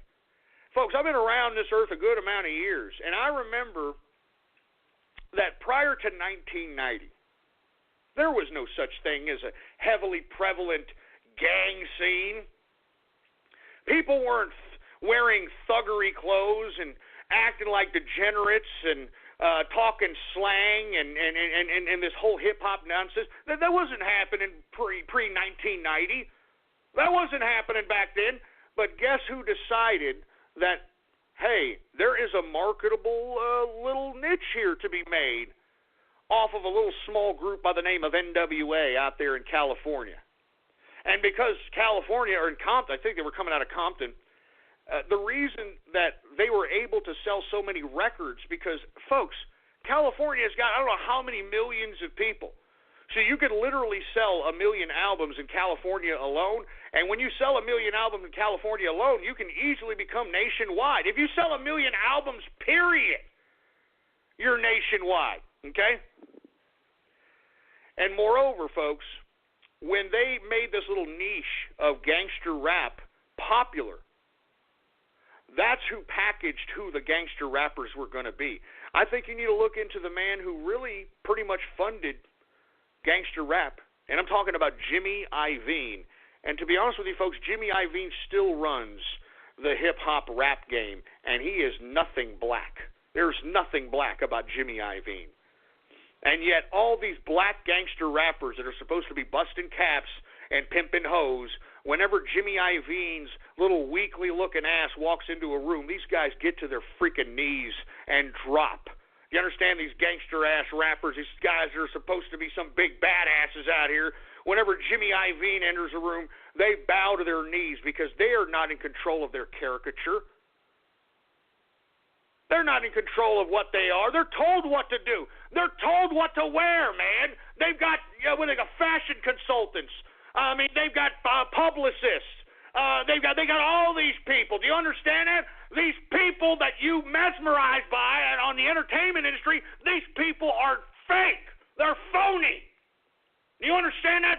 The Hollywood magic has penetrated your psyche. It's penetrated your mind into believing that whatever these idiots portray, whether it be through media, TV, film, or music, you people actually believe as fact. As fact. That's why everybody's living to a movie. Everybody is trying to recapture or relive a movie. Nobody's living for their own original thought. No one's living for their own original life, their own original being, their own original ideas. Everybody's chasing after their favorite movie. That's all it is. Every chick is doing it. Every guy is doing it. You know, I remember having a inner circle meeting here recently, and one of the questions they asked me was, "Hey, Ghost, have you ever wanted to be anybody else?" And I go, "No. I never wanted to be anybody else. I have never wanted to be anyone else. And you see, that's the problem with most people. Everybody wants to be somebody else. Everybody wishes that they were this or they were that they were famous or they were a rock star or they were an actor or they were this.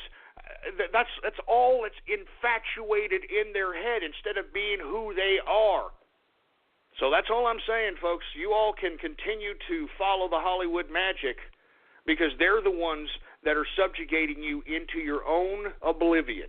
And that's why you have a whole population of American people completely oblivious to the obvious, because they don't want whatever it is that they think is the perfect life that was Hollywood wanted to them via a movie, via an entertainment show or a freaking musician.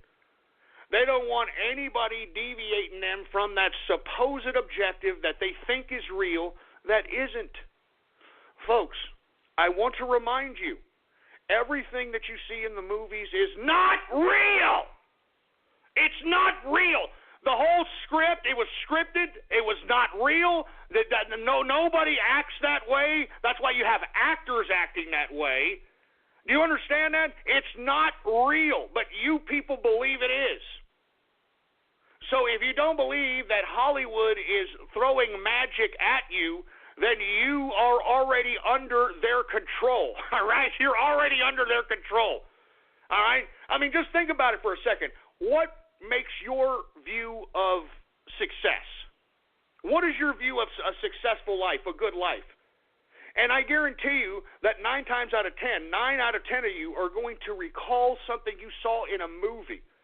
You're going to recall something you saw in a movie as, oh, I wish I had that life.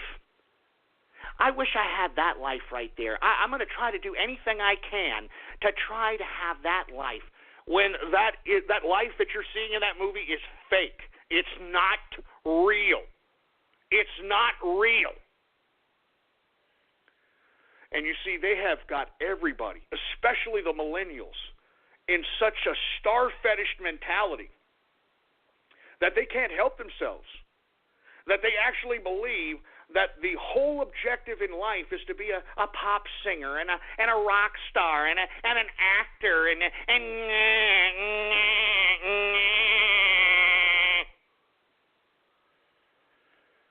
so anyway, all I'm saying is I didn't mean to get off on that whole soliloquy about that, but I believe that Kanye went to Trump for help, and as I stated, he sold his soul to this situation. And he was blatant about it. And let me tell you, Kanye West is not the first artist to, blatantly show off that they sold their souls to whatever entities that are controlling Hollywood. Because, look, whoever's controlling Hollywood is human. But they believe in some weird, nefarious, sick, twisted, black magic, satanic, pedophilia crap. Okay? There are dark forces behind Hollywood. Just ask Corey Feldman. You can YouTube it up himself. He said it in an interview with ABC. The biggest secret in Hollywood is pedophilia. And I think that Kanye realizes that he sold his soul to these people, and he doesn't want to owe them anymore. He's tired of it. I mean, he never looks happy. All right. I mean, the whole Kim Kardashian marriage thing was a complete sham. All right. I mean, they goofed him. Man. I mean, they said, hey, look, marry Kim Kardashian, you'll be famous, you'll be the man, you'll be this. And, okay, great. He's got the freaking Kim Kardashian broad. He's got a couple of kids. He's got everything that you can imagine that any pop star would ever want. First time that he speaks against the system that created who he was, they have him committed, and they throw him in. Who the hell knows what happened to him during those 2 weeks we didn't see one iota of this guy. Who the hell knows what they did to this poor son of a bitch? And I personally believe that Kanye went to Trump for help. He's like, help me, man, please. I want out of this disgusting hellhole over here. I want out. I sold my soul to these people. I don't care if I'm famous anymore. I'm tired of it. I don't want that crap anymore. It's a sham. It's a farce. I need help, Trump. I need help.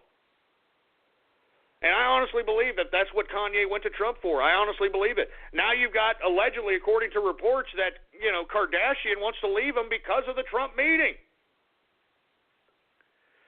And like I said, he's not the first one. I mean, anyone who is in stardom that understands the esoteric aspects of the entertainment world, they are more than happy to show that they're Satanists, that they're esoterics, that they sold their soul. I mean, look at Lady Gaga. I mean, that bitch, she is so blatant about her esoteric Satanism, it's disgusting. It's disgusting. I mean, I can go on and on. All these dumbass people are doing it, man. I mean, Jay-Z always throws that freaking stupid triangle, for Christ's sake. I mean, it goes back to even further. I mean, why don't you look at the video by Peter Gabriel? All right, this goes back to the 80s. They've all done this. They've all done it, man. This is a gag reel. The more things change, the more they stay the same. They do this over and over and over and over again, man. Take a look at Peter Gabriel's video, Big Time. Take a look at all the symbolism in that. Take a look at all the symbolism in that. This guy's, in that song, he is blatantly okay with, like, yeah, I sold my soul, I made a deal, I'm better than all the people that I grew up with, all that crap. So if you think that you're going to be famous, you ain't going to be famous unless you sell your soul to these monopolies. And that's why I've always been against Hollywood. That's why I've always been against anyone who tries to monopolize creativity, because there should be no need for Hollywood anymore. Hollywood, there's not even a need for it. I mean, now that we have production at our fingertips, anyone with any creativity, with any true creativity, with any means can go and make content, can create content, can create entertainment. So anyway, folks, that's about enough. Let me go ahead and let me continue on, all right? Let's go ahead and get to everybody's favorite part of the broadcast, all right? And I'm talking about radio graffiti. That's right, folks. Radio graffiti, the part of the broadcast where the spectators become a part of the spectacle. All you've got to do is give me a call right now at 563-999-3791. And when I call on your area code, you got exactly 3 to 4 seconds to say whatever it is that's on your mind. That's why we call this radio graffiti, all right? Hey, do we have any radio graffiti callers, engineer? Well, all right. Well, now, before I get to radio graffiti calls, folks, I've been having a lot of people tweet at me, I want to get in the inner circle. I want to get in the inner circle. Well, and the reason they want to get in the inner circle is because, they have close proximity to yours truly. I have conversations in direct messages and chats with all kinds of people in the inner circle. And moreover, as 2017 comes along, we're going to have our own private voice chat room where we're all going to be commiserated. I mean, it's close access to Ghost, all right? Now, I am not in a rush to do this, but since we have had a overwhelming demand, we may throw some the last remaining slots that'll ever be open again for the inner circle, just so that we can make it an even number. And once we do that, I'm going full throttle with the inner circle, man. I'm not BSing around. All right, they're my friends. They're my family, man. They're the ones that created this great Christmas that I had for year 2016. The Inner Circle, the Capitalist Army. So anyway, that may happen sometime this week, so be on the lookout for it at ghost.market, all right? I may not even announce it. I may just throw it out there, and, whoever gets it, gets it. I'm not really, the Inner Circle is really serious to me, man. The people that are in it, I appreciate each and every one of them. They all gave me some great stories about, their listening experience and how they've applied certain aspects of the commentary to their lives and so on and so forth. And I really appreciate each and every one of them. As I stated, I cannot reiterate it. I mean, this Christmas was unbelievable because of them and them alone. So without any further ado, let's go ahead and get to some not Twitter shout-outs. Get to some radio graffiti, for Christ's sake. You know what I'm saying? Let's go ahead and get to some radio graffiti right now. dogs. Let's see who we got here. How about anonymous radio graffiti? Radio graffiti.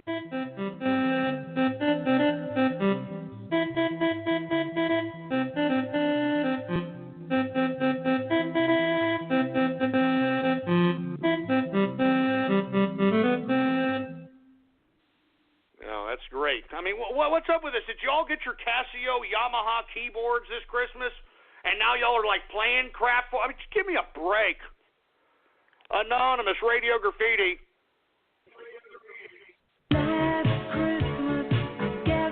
Shut up! I don't want to hear that, asshole. All right? I don't care if you're dead. You deserve to die. What do you think about that, huh? George Michael is dead, all right? So I lolled. He's dead. Lol, you died. Lol, you died. Lol. You son of a bitch! I never said that, you asshole! I never. That's a splice! That's a damn splice, and everybody knows it! I never said that! I never freaking said that! Look, assholes, you ruined my freaking Christmas Eve. If you're going to turn this into a carpet munching Monday, I will end this broadcast faster than you can say, no! Give me the freaking mic. Give me the mic. Give me the goddamn mic. Who else do we got here, for Christ's sake? Anonymous radio graffiti. Lol, you died. Lol, you died. Lol, you died. Shut up! Shut up! Shut up! Damn it! Shut up! I'm telling you this right now. I'll end this broadcast really quick. I'm not in the mood with you stupid assholes today. All right? You people ruined my goddamn Christmas Eve. I'm not in the mood with you assholes. I'm telling you this right now. I'll end the broadcast. I'll end the broadcast. Give me the broadcast. Give me the mic. Give me the goddamn mic. Jesus Christ, man. I'll end this broadcast. I'm not joking around, man. I'm not joking around, man. Jesus Christ, man. 609 Radio Graffiti.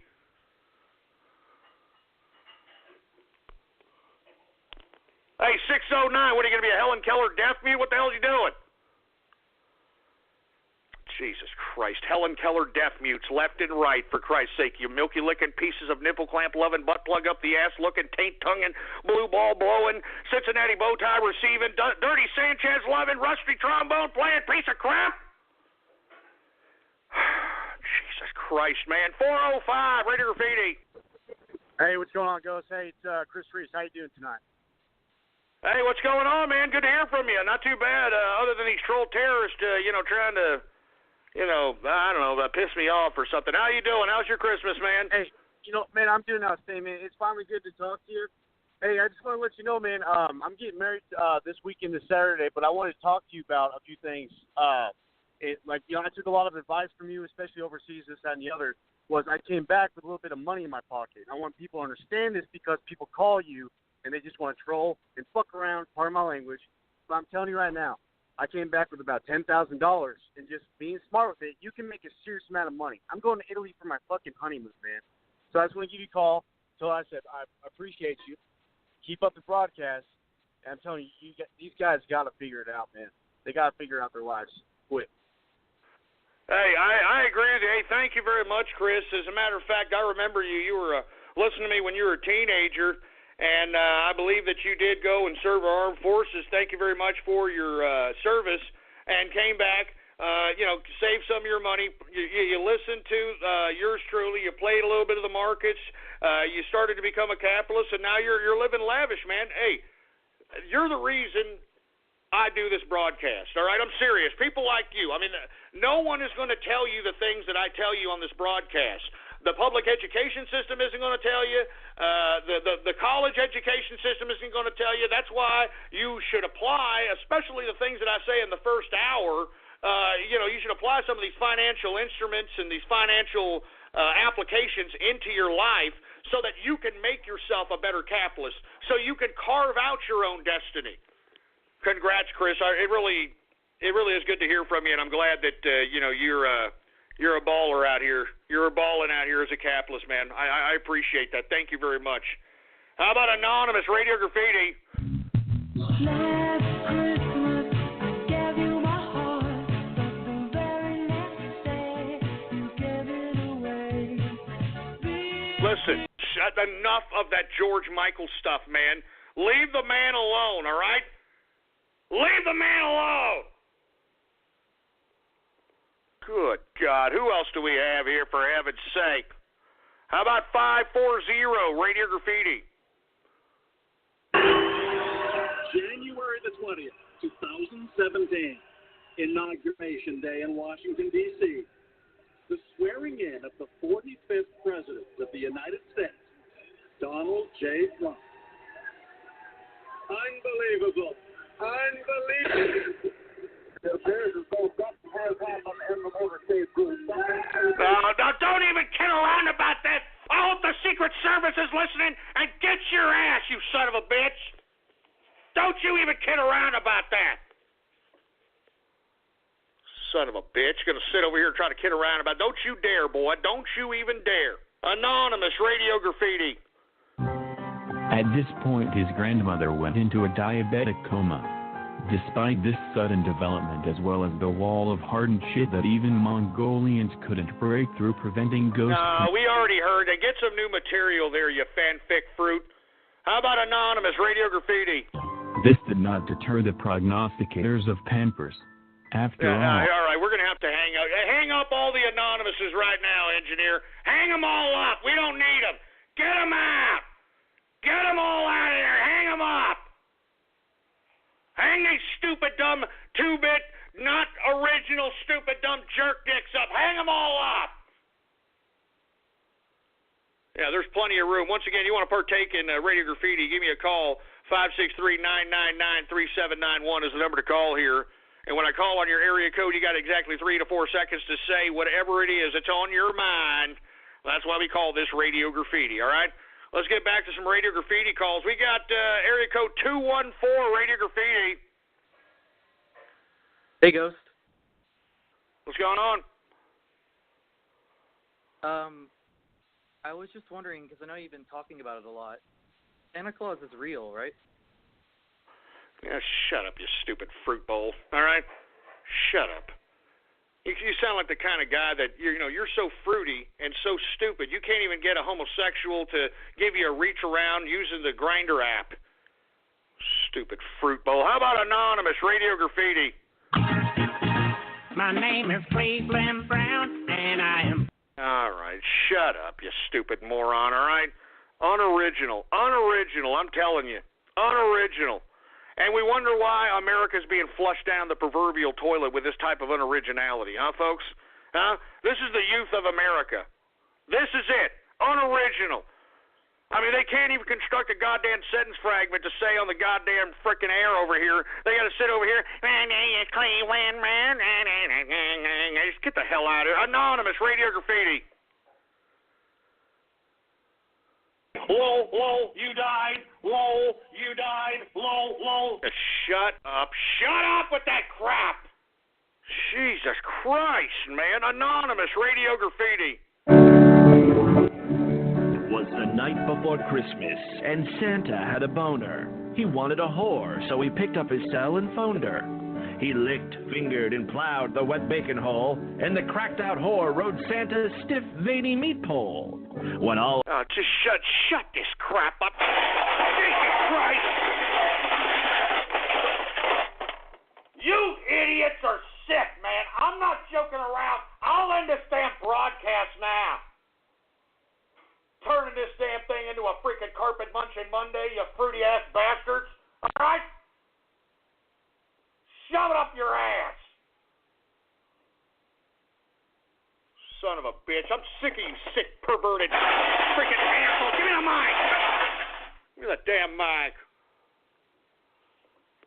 Sick of you goddamn perverted jerk asses. Anonymous Radio Graffiti. Rather, it was Mrs. Claus. In Jesus Christ did she get fatter. You cheating son of a bitch, she screamed. The whore just laughed as Santa's ass was reamed. I can explain, Santa shouted. Yeah, we're just friends, said the whore as she dismounted. Santa groveled, cried, and pleaded, "I love you, honey." Mrs. Claus just laughed and said, "Yeah? Well, I've been fucking the Easter Bunny." The divorce was messy, and Santa lost it all. He even gave up the elves during that frightful legal brawl. Santa couldn't do it alone, so Christmas was no more. But the elves had it worse, for they were prisoners of war. Kids were pissed without toys under their trees. Those fucking cunt turds learned the hard way that in life there are no guarantees. Fat and broke, Santa turned to booze. Why the fuck not? He had nothing else to lose. He took long, strained pisses in the middle of the streets and rolled weed with thrown-out paper receipts. Getting high all day. That's enough. Get this shit twisted. Get that crap. This shit pervert. Damn it. Stop perverting Christmas, you sick-twisted freaks. Stop perverting Christmas, man. Jesus Christ, stop perverting Christmas, you sacks of crap. Man, I'm serious, man. I'm going to end this broadcast. One more of these, I'm out of here. You think I'm kidding? One more of these, I'm out. I'm not going to sit here and continue to broadcast on a freaking carpet bunching Monday, and you people are going to continue to besmirch my show, for Christ's sake, man. I mean, I'm freaking shooting pearls here. I'm shooting pearls at you idiots, and you can care less. Some things just make you feel comfortable, like shopping at Vons. From the butcher block to the bakery and everywhere in between, Vons is fresher, with more organic products, more smiles, and low prices on the brands you trust. For a delicious dinner, shop with your club card and get USDA Choice Beef Tri-Tip Roast untrimmed boneless for just $3.99 a pound. And for a crisp, sweet snack, pick up large Envy apples for only $1.49 a pound with your club card. Vons. Fact is, it's just better. Some things just make you feel comfortable, like shopping at Vons. From the butcher block to the bakery and everywhere in between, Vons is fresher, with more organic products, more smiles, and low prices on the brands you trust. For a delicious dinner, shop with your club card and get USDA Choice Beef Tri-Tip Roast untrimmed boneless for just $3.99 a pound. And for a crisp, sweet snack, pick up large Envy apples for only $1.49 a pound with your club card. Vons. Fact is, it's just better. Give me the freaking mic. Goddamn mic. I'm telling you, man.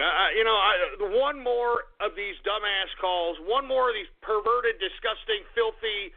I'm out of here, folks. I'm not joking around. I don't need to be putting up with this crap.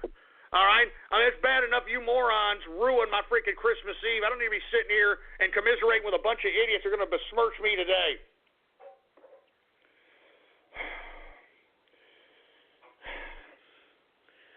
Jesus Christ, man. You guys are pissing me off, man. You're pissing me off. I'm pissed, man. I'm 209 Radio Graffiti.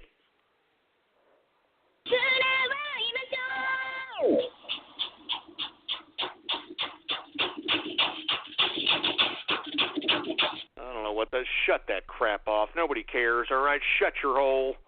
How about anonymous Radio Graffiti? To pack up until Mrs. Claus startled him at the door. Mrs. Claus ran her fingers on her ruby red robe, revealing her wrinkled, pruny breasts, which sagged like seasoned bagpipes. Santa remembered giving her those floppy, back-breaking implants back in 1983, along with a men-at-work record she kind of wanted. Shut him up. Get this crap. Get this shit. Look, I'm sick and tired of having to tell you this. One more time and I'm out. One more time and I'm out.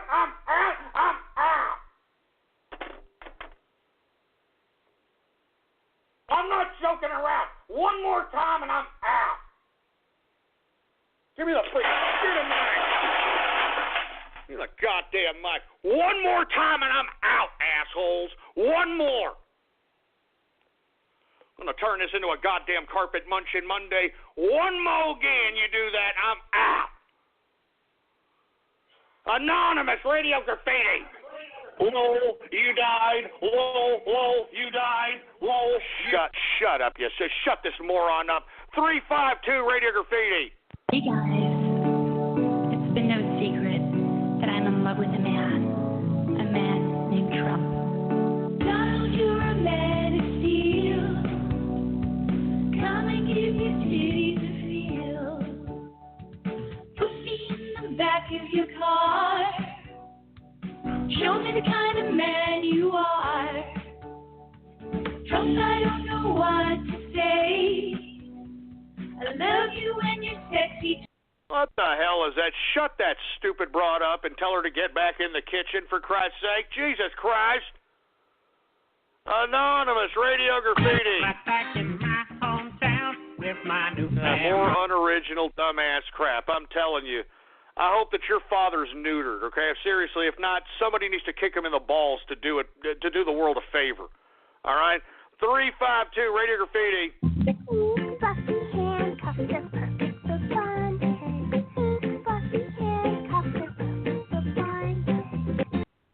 All right, we get it. Shut up, you stupid moron. Anonymous Radio Graffiti.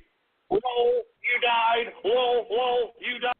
All right, we get it, for Christ's sake. It's unoriginal, you idiot, all right? We get it.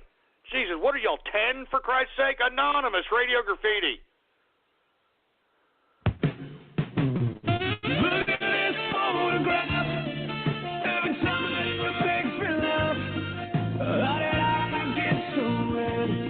And what the hell is up to he said? You know what? That's enough of that. We don't need that coming back, all right? We don't need that coming back. 805 Radio Graffiti. Winnie the Pooh lived under the name of Sanders. That's right. Take your underwears off. But I'm not wearing any underwear. Come on over here and sit on my apple. Correct me if I'm wrong, Mr. Sanders, but I believe that's a penis. Don't worry about the pants tent. But don't you need a nail to pinch a tent? All right. Yeah, that's right. Good morning, Pooh Bear. Who's your new friend? Is he here to replace me? This is Mr. Sanders. He's my landlord. Huh. You know, I always wondered why that name was over your house. Eeyore, could you perhaps let me borrow your nail for a bit? He needs it to pinch a tent. Keep contributing. Sure, it's not much of a nail, but then again, I'm not much of a donkey. Thank you. Here you go, Mr. Sanders. Oh, you hurt Uncle Bernie. Oh, brother, I believe he is bleeding. But I thought only white stuff was supposed to come out of there. Oh, you chipped my apple. Try rubbing some honey on it, Pooh Bear. Of course, Eeyore. Nothing makes me feel better than a pot of honey. Well, we tried. Come on, Pooh. Let's go replace Tigger's tail with a vibrator. Capital idea, Eeyore. You know what? That's it. I'm done with this show. I'm done with this goddamn show. I'm done with this goddamn show. I'm not joking. You'll be lucky if you see me tomorrow for Taco Tuesday. You'll be lucky. You'll be goddamn lucky. I refuse. I'm telling you this. I refuse. See me to jackass up. You sorry troll terror cyber garbage piece of crap. I'm tired of this crap. You'll be lucky if I come back tomorrow. I'm getting out of here. Screw you. Screw you. Screw all of you. Troll terror cyber garbage bastards. You all go shove it up your goddamn troll terrorist cyber vermin clogged up poop shoot asses. You shove it up your ass. I'm getting out of here. Give me a mic. I'm getting the hell out of here. You ungrateful internet twats. I'm getting out of here. I'm sitting over here. I'm giving you 3 hours. 3 hours a day. 5 days a week, for Christ's sake. Over 1,500 hours of my life. 602 episodes. And you people are a bunch of ungrateful pricks. You're a bunch of ungrateful pricks. And if you were in a bar room with me right now, I'd beat the living bejesus out of you all. I'd beat the living bejesus out of you all.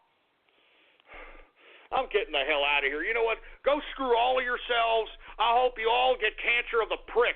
You dumb, ungrateful assholes. I can't believe you people.